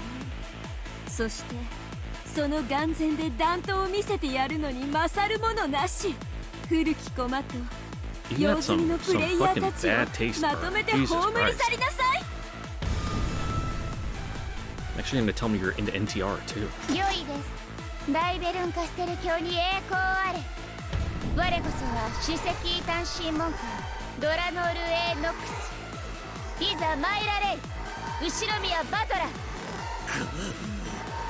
こうなりゃ破れかぶれだ。 Yep, might as well give it a shot. 俺のわらがけ。 Put down the train tracks in front of us as we go. The only reason Erica's theory is so strong is because of those seals. She was given red so quickly just because Lambda Delta easily bought the alibis created by those seals. But the seals aren't red truth. Just sticking paper in a door crack is far from perfect. There's no way something like that can prove anything with certainty. 始めなさいバトラー。愛しのベアトリーチェと一緒にヤギたちに肉片にされて混ぜこぜになってみる。ああ、 Get turned into fucking sausage meat あん together. たの大切な妹のひき肉も混ぜてあげるわ。素敵な合いびき肉になるでしょうよ。皮に包んで蒸して小籠包にして。 Well, やっぱり醤油でしょ。 Dame thought I was going down. フライパンで焼いて卵を乗せてケチャップが最強よ。 Man, you put ketchup with your eggs? Gross. You know, I'm not really a big fan of ketchup.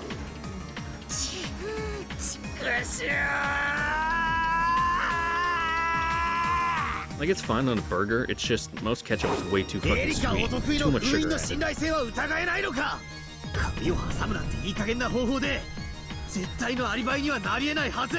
You know, but the paper just got, like, stuck to the door. 偶然気づいた人間が元の位置に挟み直すことだってあったかもしれない。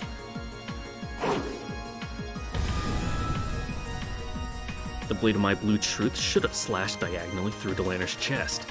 However, Delaner's expression didn't budge in the slightest, and there wasn't a single wound on her chest. 何が飛び出したと Simple 思う？ parry. バカバカしい。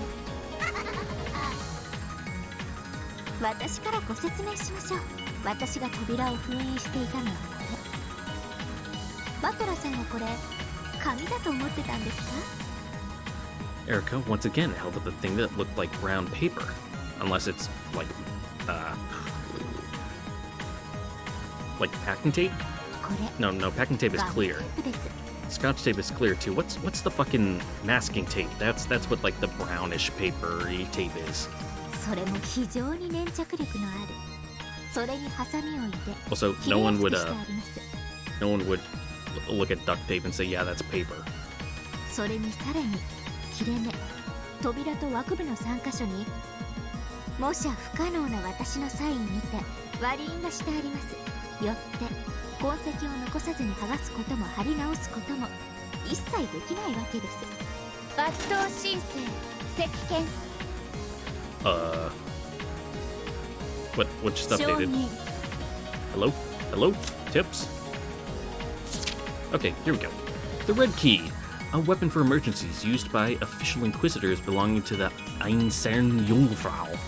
Delaner's primary weapon. Unlike a normal weapon, whose purpose is to cause physical damage, this special tool is known as a conceptual weapon and is used to deny the existence of concepts. It is impossible for the target to use any defensive concept, whether physical, mental, or conceptual, to defend against this weapon, including such concepts as physical barriers, mental isolation, or conceptual inheritance. Because the weapon denies concepts themselves, even the concept of resisting an attack does not exist. It is impossible for the target to persist regardless of their stamina. Similarly, all supernatural forms of persistence are also impossible, including transference, time reversal, recurrence, and inheritance. Because concept denial conforms to the verdict procedures dictated by the Great Court, any future concepts that employ supralegal methods will also be denied immediately upon appearance. In addition, when the Red Key forms a complete barrier, no concept of evasion can exceed either. Defense is impossible. Evasion is impossible. Persistence is impossible. This ultimate conceptual weapon is the embodiment of those three impossibilities. Strict screening by the Great Court of Heaven is required for the usage of the Red Key. Because of this, the very act of dispatching Delaner, who arms herself with it, is equivalent to a death sentence. In this world, Senator Lambda Delta has placed restrictions on its use and power. Blue Key, official weapon used by the primary weapon used by official inquisitors belonging to the Insane Jungfrau. Like the Red Key, it is a conceptual weapon, but instead of denying the existence of concepts, it is used to create self-doubt and force others to deny themselves. For this reason, it's called the Blue Key of Reflection, in contrast with the Red Key of Judgment. Unlike the Red Key, it is possible to evade and defend against. However, while the Red Key has severe restrictions regarding how it can be used, the Blue Key can be wielded with great ease and is used at will in all situations. Furthermore, because the shape of the conceptual weapons is also purely conceptual, their outward appearance differs depending on the individual Inquisitor. In Delaner's case, they appear as a long sword and a short sword, but some use them in the forms of spears or guns, while others make them take the shape of phenomena such as magic or miracles. The red and blue charms used by Gertrude and Cornelia are yet another shape taken by these keys. I didn't know they had charms, but I guess they do.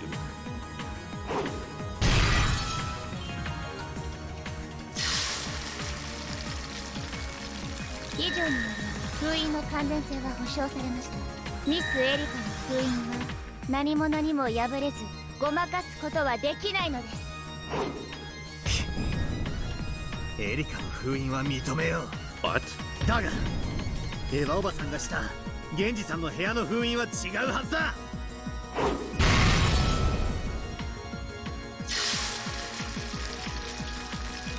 エヴァの封印もミスエリカの封印と同一のものです。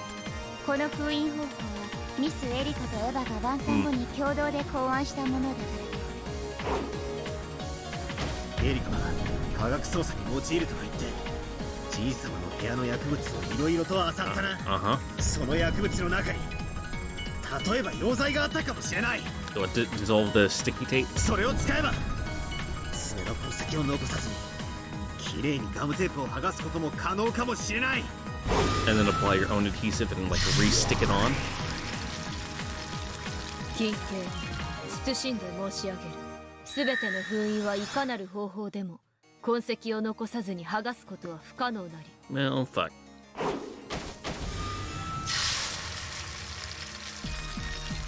金系謹んで申し上げる。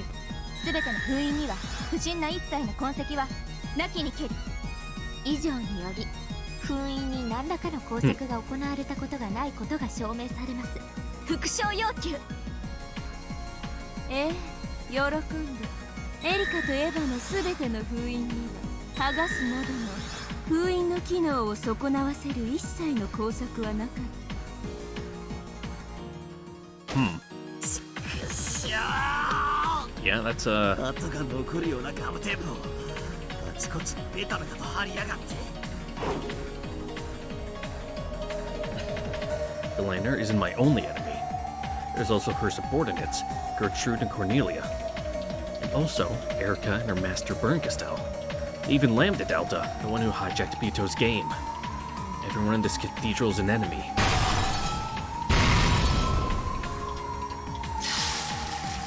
Just means it's a target-rich environment. Start blasting, you know, with reckless abandon. That fierce rush of red immediately repelled my feeble truth. It's obvious why.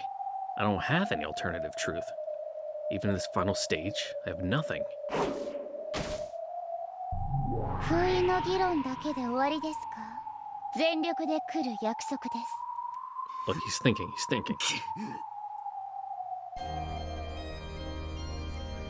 If I only knew a truth that could prove on Natsu's innocence. If I could only make a theory that weaves its way through Erica's red. God damn it, I don't know anything. 勝ち目はあるのか？ No. 家に忘れてきた。取りに戻っていいか。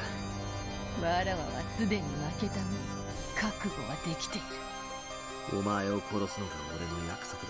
だから俺以外の奴がお前を殺すことを許しはしない。俺は約束を絶対に破らない。嘘だな。 Yeah, who hasn't broken a そな promise? たの約束などわらわはもう二度と信じぬぞ。何？俺がお前に何の約束をして何の嘘をついた？ Ain't that the crux of everything?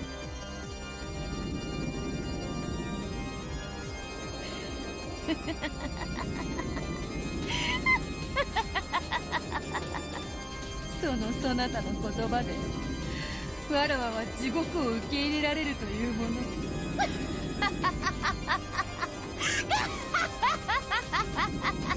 殺せわらわたちよ。ベルンカステル、ラムダデルタ。 Yep, laugh so you don't cry, Beatrice. Beato let out a shrill cry, overcome with laughter. It was a broken laugh, and tears streamed down her cheeks. Battler's words would no longer reach her ears. She kept on laughing insanely, like a broken record. それで終わりですか？情けない。やはり失望です。後ろ宮バトラ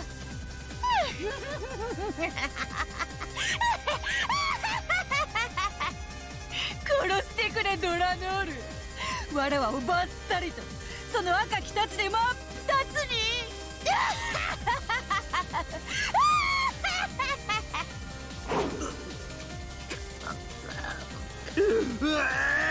What, you just gotta throw fists now?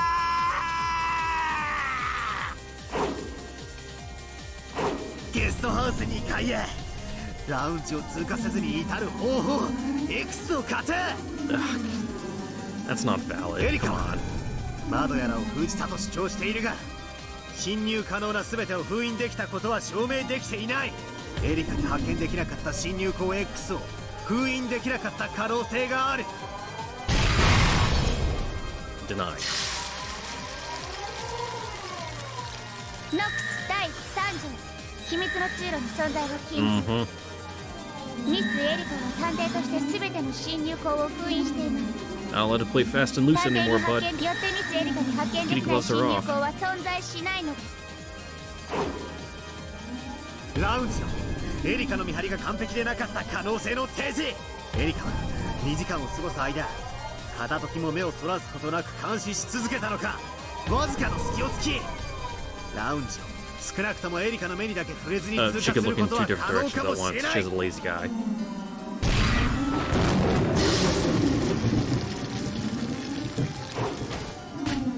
緊急謹んで申し上げる。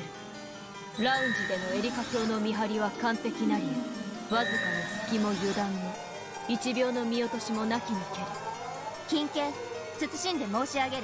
よってラウンジでの会合中2階へ上がりしはローザのみなり。 Womp womp.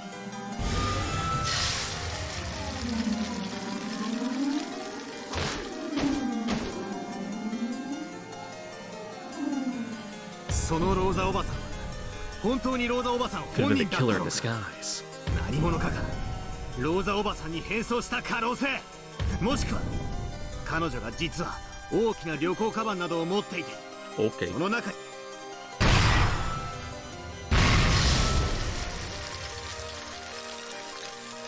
If we're gonna get Erica as a photographic memory, she would never misidentify someone.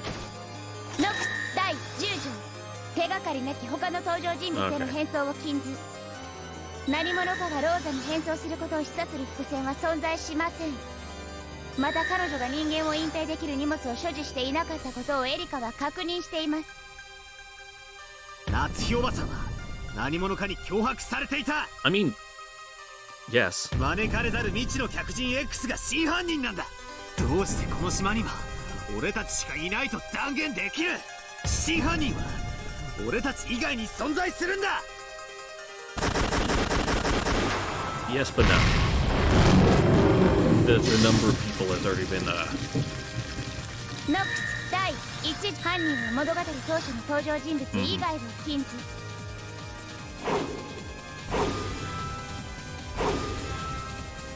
毒物での遠隔殺人かもしれない。その死ぬと首に切れ込みができるような不思議な薬だ。 nano machine, son. You heard small bombs? Now get ready for small knives in their blood that cuts their throat from the inside. それは遅効性でアリバイがありながらも Unknown fucking scientific method, mechanism, whatever. ノックス第4未知の薬物および難解な化学装置の使用を禁ず、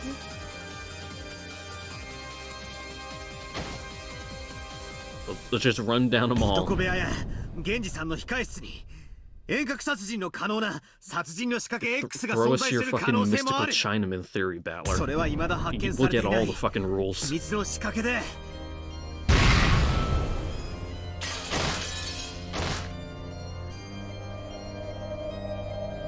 ノックス第8条提示されない手がかりでの解決を禁ず、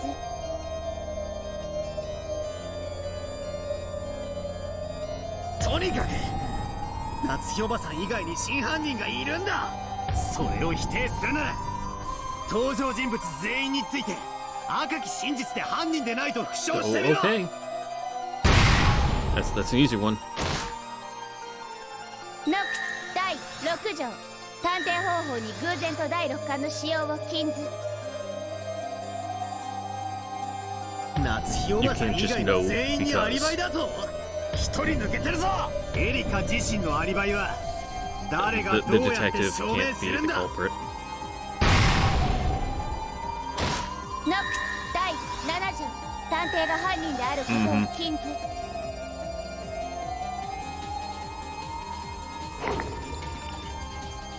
現行犯でない限り夏日おばさんが無実である可能性は常に否定できないはず。エリカの未発見の証拠 X によって無実が証明できる未来の可能性までを否定できるのか。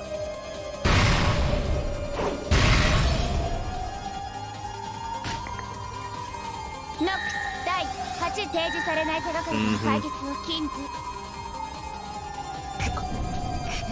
この物語は悪意ある虚実に満ち It's all made up, unreliable narrator. 夏日おばさんを陥れようと物語自体が罠になっている。公正な真実だけで物語を再構築するべきだ。ノックス第90観測者が自分の判断解釈を主張することが許される。俺が犯人で例えば24時以降にジョージの兄貴たちが死ぬように遅効性の毒を盛り And then slit their throats later. その後午前3時に戻った俺が音もなく首を切断した可能性。聞き耳のエリカ No, he's に getting 聞かれない desperate く when he's らい throwing に himself 静か under に the bus. ノックス第80提示されない手がかりでの解決を禁ず。みんなは自殺なんだ。だから犯人は存在しない。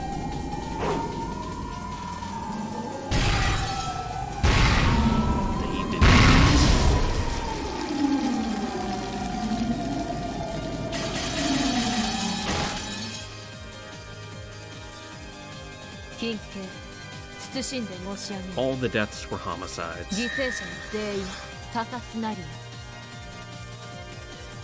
死体をエリ I カ feel 自 like we 身 have が to 検 go 視 through した that わ one け every じゃあるま time, い。 but 探偵以外の人間は検視を誤る可能性があるはず。 it is with the red truth that Nanjo would never misidentify a 緊 corpse. 急謹んで申し上げる。すべての死体は決して検視を誤れぬものと知りたてまつれ。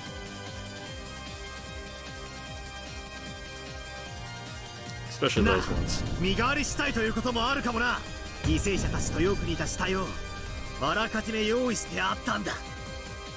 登場人物以外の死体は登場しないと知りたまえ。ならどうして死体のないクラウスおじさんが死んでると宣言できるんだ。ノックスの第何条だかに違反するんじゃねえのか。赤き真実はただ真実であり、証拠も証明の必要もないと知りたてまつれ。 Man, that's no fair. That's a fucking logic loop right there. You have no evidence for it, but it just is. そんな実家し In the face of all these insane arguments, all my efforts to overturn the truth, treating Aunt Nazi as the culprit, is completely meaningless.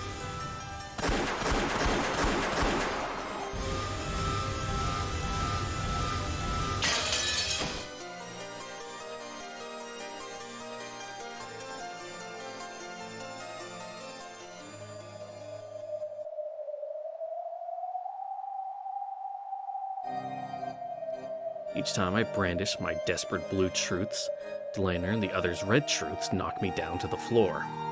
It's getting hard to even stand back up again. Does that mean my body is telling me that I'm about to surrender to the truth where Aunt Nazi is the culprit? The red truth is getting more and more perfect. Each time I think I can slip through a chink in their armor, Delanor smacks me down with the red longsword of Nox.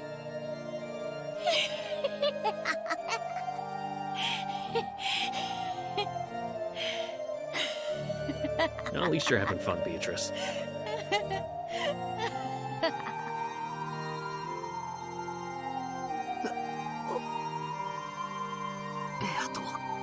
もういいんだよバトラー。これでようやくわらわを。いや I mean, that's not a very satisfying conclusion now, is it? 拷問も終わる。ちよ。一緒に地の底へ。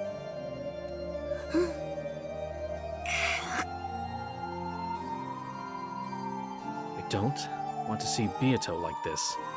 Her Majesty as the ruler of the Golden Land, and her enthusiasm as my adversary, are completely gone. She's just a pitiful woman who's been trampled over and who has lost all hope, with tears streaming down her face and a tragic smile I can't bear to look at. あなたの真実はもはや存在しないのですか？ No, I have one last thing. それは夏日が犯人でない異なる真実なのですね。 No. All I can do is prove that Aunt Nazi isn't the culprit. I can't show what the real truth beyond that is at all. しかしそれでもベアトだけは助かるかもしれねえ。どうして？俺は夏日おばさんが断じて犯人ではないと示せる。だが異なる本当の真実を示せない。エリカの真実を無賛させれば事件は闇に戻り、お前の生きる Just scrape by barely with a draw. それができたならね。でも、 And that's a もし pretty big 新 give. しき真実が示せないなら、あんたはもうプレイヤーとして無能の用なしよ。このゲーム版から永遠に消えてもらうわ。At this point, the Game Master has landed Elta, and she's there too. This probably doesn't mean defeat in a single game, but being banished from this game for all eternity as the loser. From what the witches have said in the past, I can faintly imagine the place pieces are sent when they're banished. It's known as the Depths of Oblivion, an eternal darkness that lies on the far side of an eternal oblivion, and where there is no concept of life or death. I'm going to disappear, but still, Beato will remain. As long as Beato remains, no matter how suspicious Aunt Nazi is, there will always remain space for the witch to be the culprit. In other words, room for Aunt Nazi to not be the culprit. As long as that wiggle room is there, someone will eventually expose the truth. It doesn't have to be me. Eventually, someone, at least, will smash this fake truth to pieces. I understood that this was the time to abandon myself for the sake of this other person who would eventually appear, for the sake of the real truth. どうやらお前を殺すって約束を。 You're too slow in that line read, bud. Not my わら fault. わだけ生き残らせるな。そなたと共にわらわも消える。それがわらわへの最後の手向けとなるのだ。頼む。その願いだけ叶えてくれれば他には何もいらないから。No.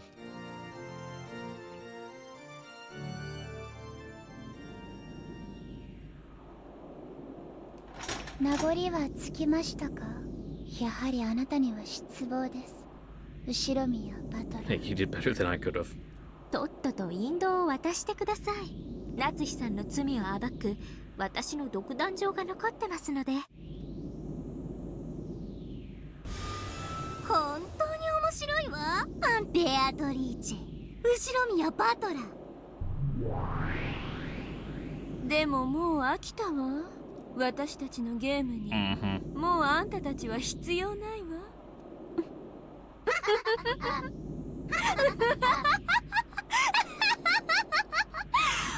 おやりなさい、ドラノール。これでおしまいです。最後の力がまだあるなら、せめて最後にそれを振り絞って見せてください。You're on that magic pixel. Time to burst.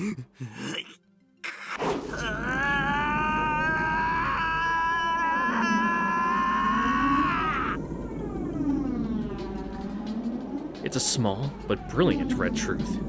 My last trump card, courtesy of Virgilia. Erica, this takes your theory back to square one. できるものならどうぞ。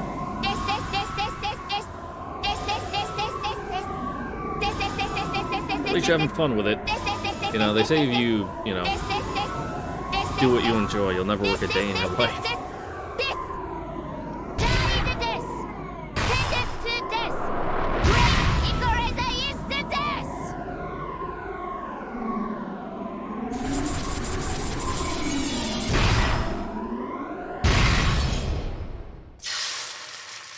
Oof.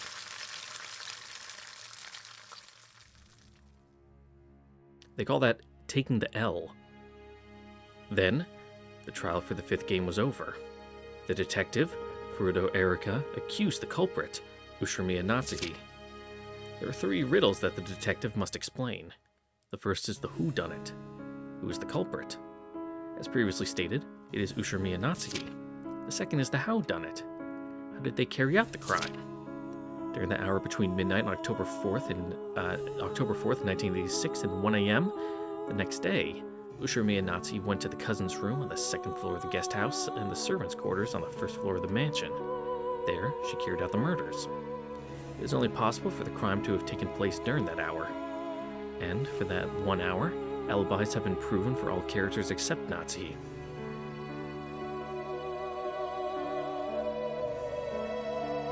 From the sky, A massive red longsword, even greater in size than the one Delaner held, came crashing down like a thunderbolt and pierced through Battler's heart, pinning him in place while he still stood. At that instant, Beatrice vanished into a spray of gold, and her former minions disappeared as well. As the heartless witches looked down on the cathedral's center, laughing coldly, all there remained was Battler, with the red longsword sticking through him and Delaner.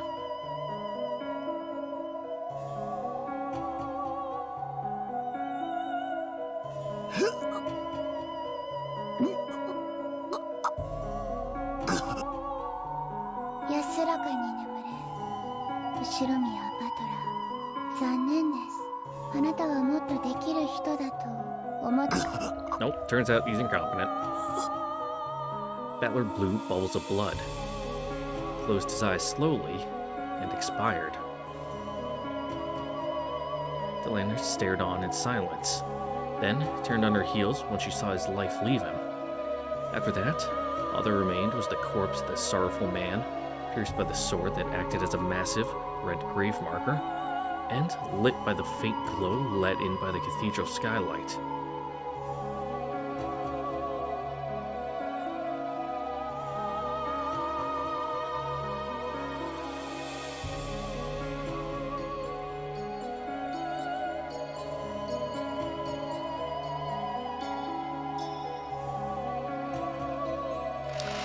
Well,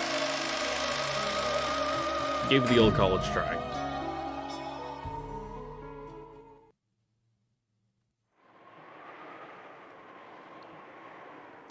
And then, there is the third riddle that the detective must uncover. The final riddle. The why done it. Why did they commit the crime? The motive. In third-grade mysteries, there's no need to uncover this. After all, even if you don't expose the motive, the culprit will just confess it when all's said and done. However, Furuto Erika was first-rate, so she would expose even this.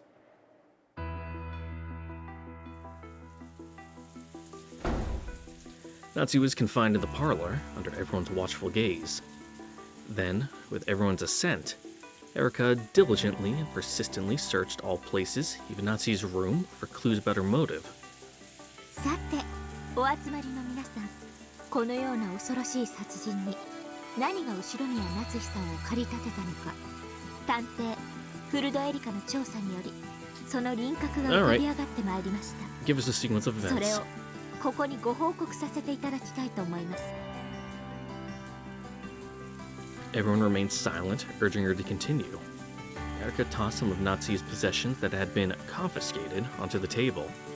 まず、これらは夏日さんの部屋から発見された過去の日記帳です。Damn, you read fast as fuck. 近年ではほとんど書かれていませんが、後宮家に籍を入れたばかりの頃については詳細な記述があります。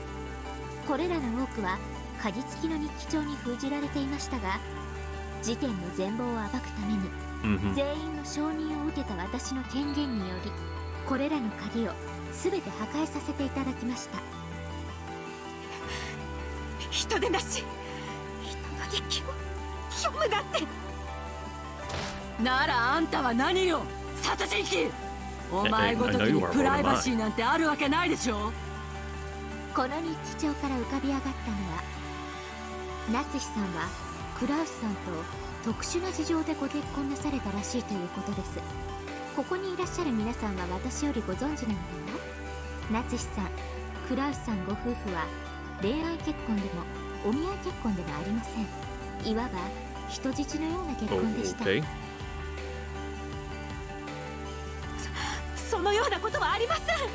この赤い日記帳の24ページに以下の記述があります。私は後宮家に嫁という名で軟禁された人質なのです。でも私が人質となることで全てが丸く収まるならば、夏日さん、あなたは自分が人質であったことをここですでにお認めになったんです。熊沢さんは夏日さんがここに来られた当初からお世話をしていますね。当時のことを話してくださいませんか？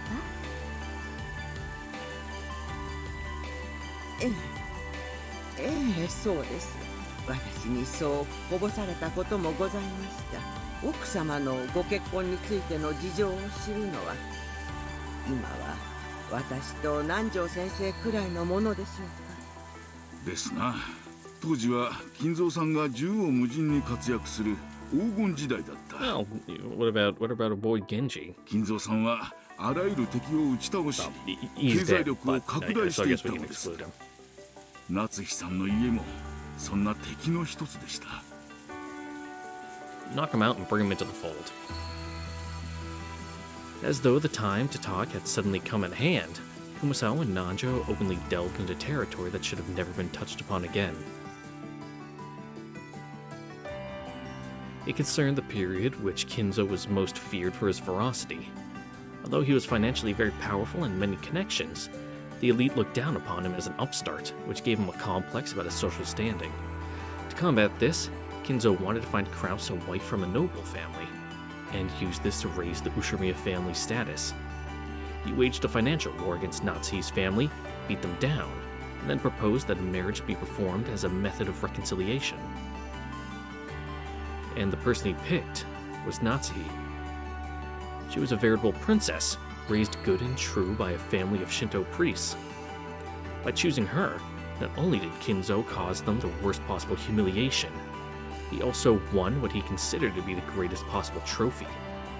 So that marriage proposal was humiliating Natsuhi from the very beginning. この辺りの経緯については、今熊沢さんと南條先生がお話しくださったものと日記帳に記されている内容が合致します。以上から夏日さんは後宮夏日を名乗ることとなった当初から激しい憎悪を持っていたことがお分かりになると思います。Fair. どうですか、夏日さん。それはお認めになりますか？ All the cold gazes turned to face Natsuhi. 確かに最初はそう思っていました。私は愛のない結婚を強要された花嫁という名の人質だとそう思っていました。です夫は私を人質などと見下しはしませんでした。私の事情を理解し同情と慈しみを与えてくれました。夫だけは私の理解者だったのです。なるほど、それは一理あります。確かにあなたの日記にはクラウスさんがあなたの事情を Yeah, we've talked about it. Like Kraus, yeah, he sucks, but it's not evil. 気遣ってくれる描写がいくつか散見できます。しかしあなたはそれをこちらの日記帳の47ページでむしろ気持ちが悪いと描写していますね。以下朗読します。クラウスの気遣いはむしろ私を惨めにさせるだけ。そうして私を恥ずかしめているのではないかとさえ思う時があります。以上から夏日さんがそんな気遣いを見せていた夫を嫌悪していたことが伺えます。待ちなさい。確かに最初はそう思ったこともあります。まだ日々を不安に過ごす私が気遣いを素直に受け取れず邪推してそう記してしまったこともあったかもしれません。私はやがてそんな夫の気遣いに気づいてその気持ちを受け入れるようになるのです。 And then their love became real, その happily 記 ever 述 after. は日記帳のどこにも登場しませんが、日記にさえ書かない秘められた気持ちというものもあります。あらゆる証拠品と証言から多角的に構築してあなたが夫に激しい嫌悪を持っていたことは明らかです。そして逆にあなたがおっしゃるようなやがて受け入れるようになっていったことを示す証拠は存在しません。私は夫は愛していました。その発言を赤き真実に昇華させる証拠証言の構築はできませんよね。愛を語るにも証拠がいるというのですか。赤き真実以外は何も信じられません。赤くない発言は何の証拠にもならない。何の信用もできない。赤くない文字は全て私を欺くための偽りです。 What a sad, pitiful person you are, Erica. 愛してる？白い文字で愛を語られて誰が信じるんです？赤くない言葉なんて何も信用できない。この世で信じられるのは赤き真実とそれを得るために主に捧げる供物の証拠品だけです。真実を語れぬ嘘つき人間どもめ、赤き真実なき人間に愛も心も真実も語る資格なんてないんです。知ってました。男はあなたたち女が思ってるほどバカではありません。 I mean, debatable, but continue. 男は女の愛しているなんて本気で真に受けたりなんかしません。かわいそうな人、本当に人を愛したことがないの。Well, she's also like 14, so 探偵に恋愛は不要です。 fucking femcel Erica. 恋愛という単語など殺人動機を示す以外で使用した覚えがありません。あなたが何と言おうと、私たちは愛し合っていました。私が愚痴ばかりを日記に記していたことは夫にも謝らなければならない It's こ a と way で to す。 vent. It's fine. しかし私は夫に心を捧げていました。それはたとえ証拠で示せなくてもそれが真実なんです。却下します。往生際が悪いですよ。証拠と証言からあなたが後ろ宮家も夫も、Your feelings are you know, fuck, what is it? Admissible in court. There we go. すべて憎悪 That's し the てい word. たことはもはや明白なのですから。そうよ、私は何度も聞いてるわよ。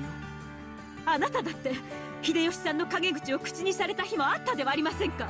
Rude? 主人を殺したくせに何よその口の利き方は。死になさいよ、死んで主人に詫びてきなさいよ。乱暴はやめてください、エヴァさん。 You're 今 being は hysterical. Take a deep 私が breath. 犯人を追及して断罪する。 No butting in. あなたのものではありませんよ。さて、そんなわけで彼女は数年を経て表向きは生活に馴染んだように見えましたが、実際は心の中に強い憎悪を募らせたままでした。そんな彼女の中にいつか復讐したいと思う気持ちが芽生えたとしても何の不思議もありませんでした。勝手なことを言わないで。 Oh, but she does know. She has your diary right here. Each time Erica read from Natsuhi's diaries, she exposed another Natsuhi's emotions during those painful days. Natsuhi hadn't written them down to record them for posterity. He had written to forget those memories and seal them away. That was why, after writing down her feelings during those painful days, she had locked them up and sealed them away for all eternity. However, Erica claimed that these were Natsuhi's true hidden feelings that had been locked away and concealed. And since it had already been concluded that Natsuhi was a murderer, everyone accepted Erica's claim. By this point, the red truth wasn't even necessary to establish Natsuhi's motive. As long as the reason seemed plausible, everyone would believe it. No matter how much Natsuhi might object, no one would believe her. No one could accept the truth Natsuhi spoke of about the days she had spent loving her husband. And so it was being painted over by a false truth in which she hated her husband and swore revenge against him.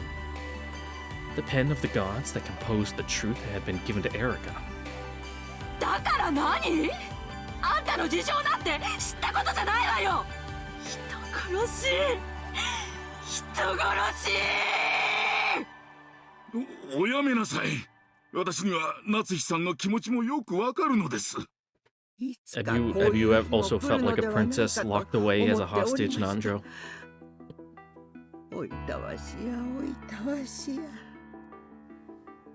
親父のわがままな人生に振り回された気の毒な犠牲者の一人だとは思うぜ。私は奥様のその心の痛みを存じておりました。そしてその支えになりたいと日々お力及ばずこのようなことに。僕には愛憎の気持ちなんて What love is. あなたにもいつかわかるわ。そしてそれは生きる目的にも殺す目的にもなる。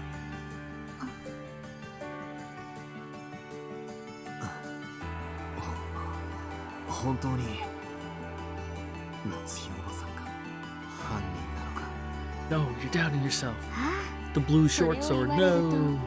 実は最後に一つだけ夏日さん以外に犯人の可能性のある人がいらっしゃいました。 Oh, dangle the rope so then you can fucking yank it away. Remove the lifeline. 何？おい、ふざけるなよ。なんでそんな大事なことを早く言わないんだ。ナツシさん、実はあなた以外にも犯行の可能な方が一人いらっしゃるんです。あなたがどうしても犯人でないとおっしゃるなら、 Gee, I wonder what Kraus is doing right その about 方 now. が犯人ということになってしまうんですが。それは誰だ？誰なんだ？後宮 Oh, 金 yeah, 蔵さん Kinzo. です。 Because he flew out the window and is, like I said, living in the woods right now. 金蔵さんは今日の未明、3階書斎の窓からお出かけになられたまま行方知れず。そうでしたね、バトラさん。夏日さんと同じように金蔵さんにも全くアリバイがありません。実は今回の事件、金蔵さんにも犯行は可能なんです。私はてっきり最初からいらっしゃらない人物だと決めてかかっていた He's の really で、 a fucking slasher villain running 今 around. の今まですっかり失念していました。それをお詫びいたします。 She didn't look shy or apologetic in the slightest. Erica bowed in an unpleasant a manner as ever. Even now, she's still holding a grudge over her defeat in the study. 夏日さんは金蔵さんの信頼を受けて最もその身近でお仕えしていた方でしたよね。なら夏日さんが一番よくわかっているのではないでしょうか。この事件が実は後宮金蔵さんによる当主の犯罪であることを。 Is it gonna be spill the beans that he's already dead, or お父 throw him 様、 under the bus? 犯人呼ばわりすると。ご安心を。金蔵さんが犯人ということであっても、ホワイダニットを構築できるだけの証拠と証言をすでに十分に用意してあります。あなたが金蔵さんをかばうために自らを犠牲にしたという筋書きでも十分に対応可能です。近年探偵の推理さえも筋書きに組み込まれている可能性がありますから、本当に油断ならない時代になったものです。お父様を犯人呼ばわりするなど、この私が許しません。夏日さん、頭を冷静にして胸に手を当ててよく考えてください。あなたが Yeah, which 実は of the 金蔵 options さ would ん you が犯 prefer? 人 You でした being a と告 killer, 発して or くれ just れば、 pin it all in この事 Kinzo? 件は全て解決するんです。あなたの濡れ衣は晴らされ、名誉も回復されるでしょう。 In other words, by pushing the crime onto Kinzo, Natsu would be saved. However, 私はお父様より後宮家の名誉を託されたのです。その私が濡れ衣を晴らすためだけにお父様の後宮家の名誉を自ら汚すと。 no, maybe. Of course, Natsu knew that she wasn't the culprit, and she also knew that Kinzo wasn't. So, being framed herself and pushing the blame onto Kinzo were both unacceptable, unbearable outcomes. いいんですか？すでに散々立証しております通り、あなた以外のアリバイは全て証明されています。あなたが金蔵さんを告発されないならば、やはりあなたが犯人だということで、今度こそ本当に特定され真実となってしまいますよ。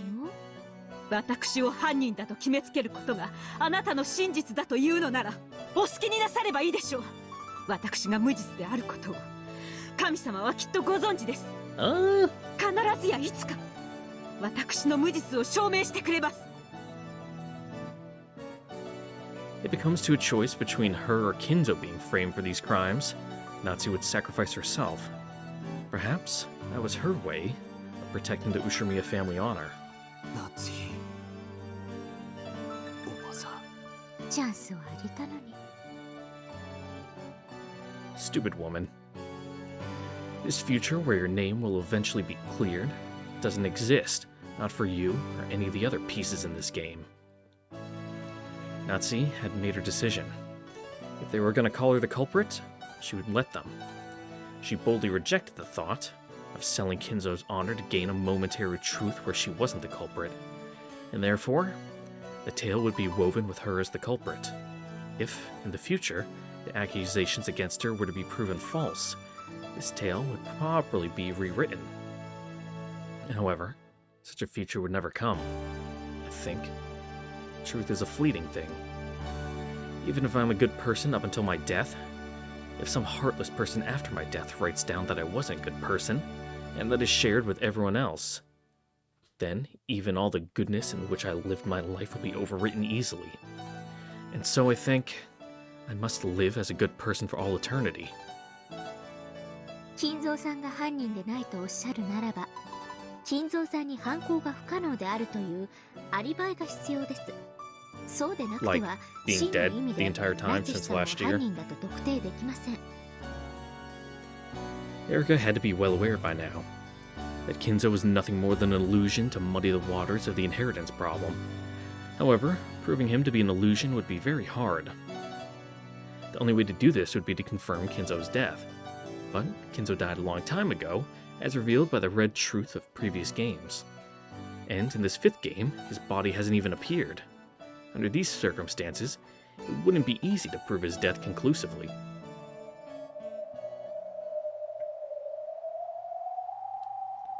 If Kinzo's death could be confirmed, it would practically erase that defeat in the study. It was the only way Erica had of negating the humiliation of her loss. And there was something that could confirm Kinzo's death almost as certainly as real proof, and that was the confession of the culprit. She would have Natsuhi herself admit that Kinzo no longer existed in this world. That way, it would be acknowledged that Erica's reasoning in the study was correct. That loss would be painted over, and it would be rewritten as Erica's victory.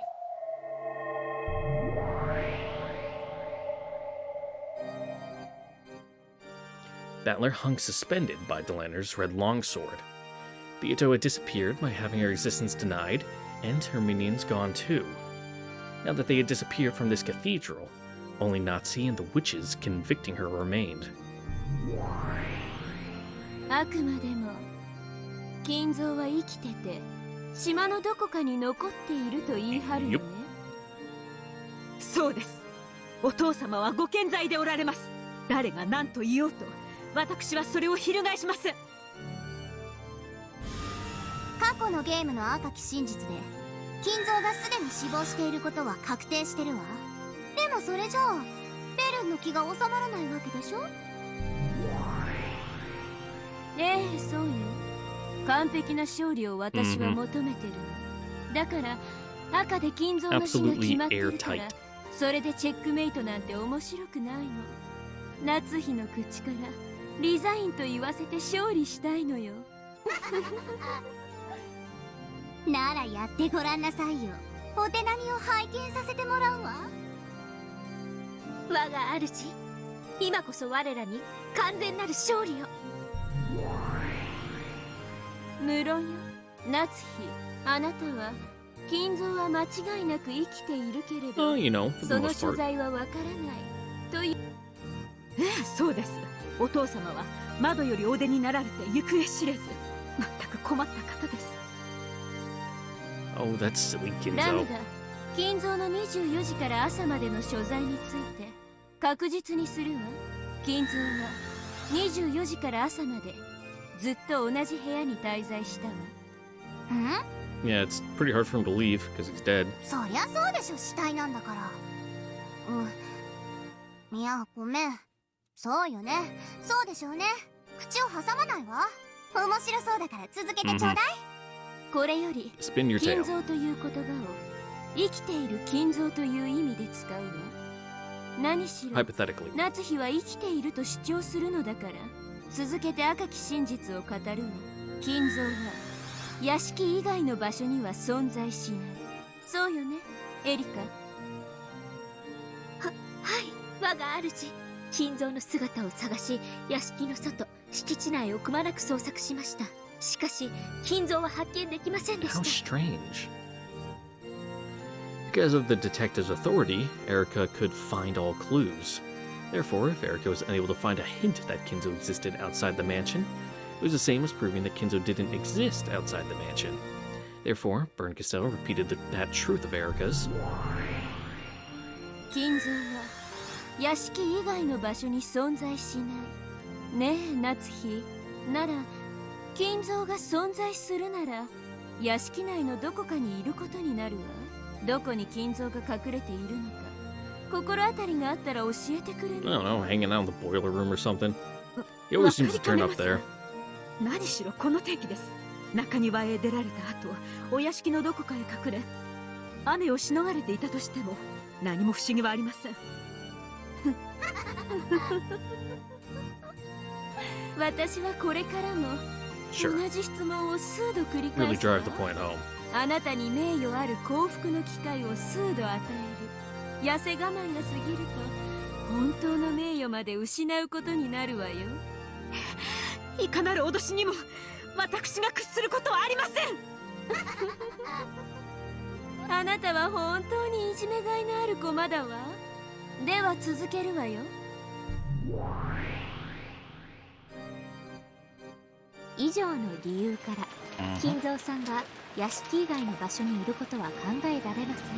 そこでまず書斎のあった3階を徹底的に捜索しました。だがどこにも隠れる場所はなかった。3階に親父の姿は影も形もない。ではどこにいるんでしょう？ Spill the beans. 知りません。3階にいないなら地下にでも隠れたのではありませんか？ええ、地下ですね。ボイラー室、 Perfect place for a killer to skulk in the 怪しげな地下も shadows. すべて捜索させていただきました。ええ、私も探したわ。お父様の姿なんてどこにもなかった。繰り返します。金蔵さんはどこにいるんですか？なら1階か2階にでもいたのでしょう。そうですね。消去法で行くならそうなります。そして1階を徹底的に捜索しました。結果は Nada. いいえ、お父様の姿を見つける He's ことはで hiding き in な the かった。 walls. 繰り返します。金蔵さんはどこにいたんですか？ Though that would probably count as like a hidden passage or whatever, which wouldn't be allowed. お父様が隠れている場所を私が知るわけないでしょう。本当にそうでしょうか？夏日さんは金蔵さんがどこに隠れていた Yeah, の considering you か fucking wheel his corpse there. 奥様が親方様がどこに隠れていたのかご存知？ What a reveal. そんなバカな。そんなことあるはずありません。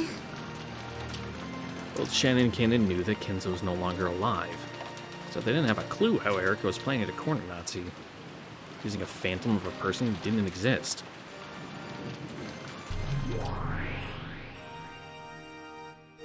屋敷以外の場所に金蔵はいない。3階に金蔵はいない。地下に金蔵はいない。1階に金蔵はいない。以上から He's in the 金蔵 attic. が存在しうる余地の検討は2階だけとなるわ。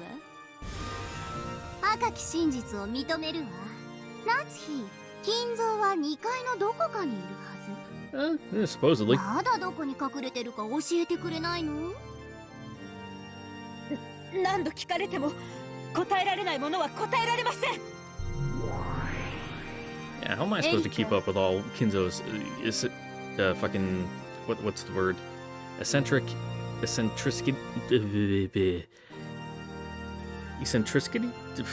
You know what I mean. それでは端から He's a 順に wacky guy. 2階のすべてを捜索していきなさい。すべての手がかりを絶対に見落とさず、いかなる隠し扉も隠し部屋も看破できる。はい、我が主。夏日さんって結構頭悪い方ですよね。 Just a bit. まだ話の落としどころ見えないんですか？余計なことは言わなくていいわ。さあエリカ、全員を引き連れて捜索を始めなさい。 Class field trip.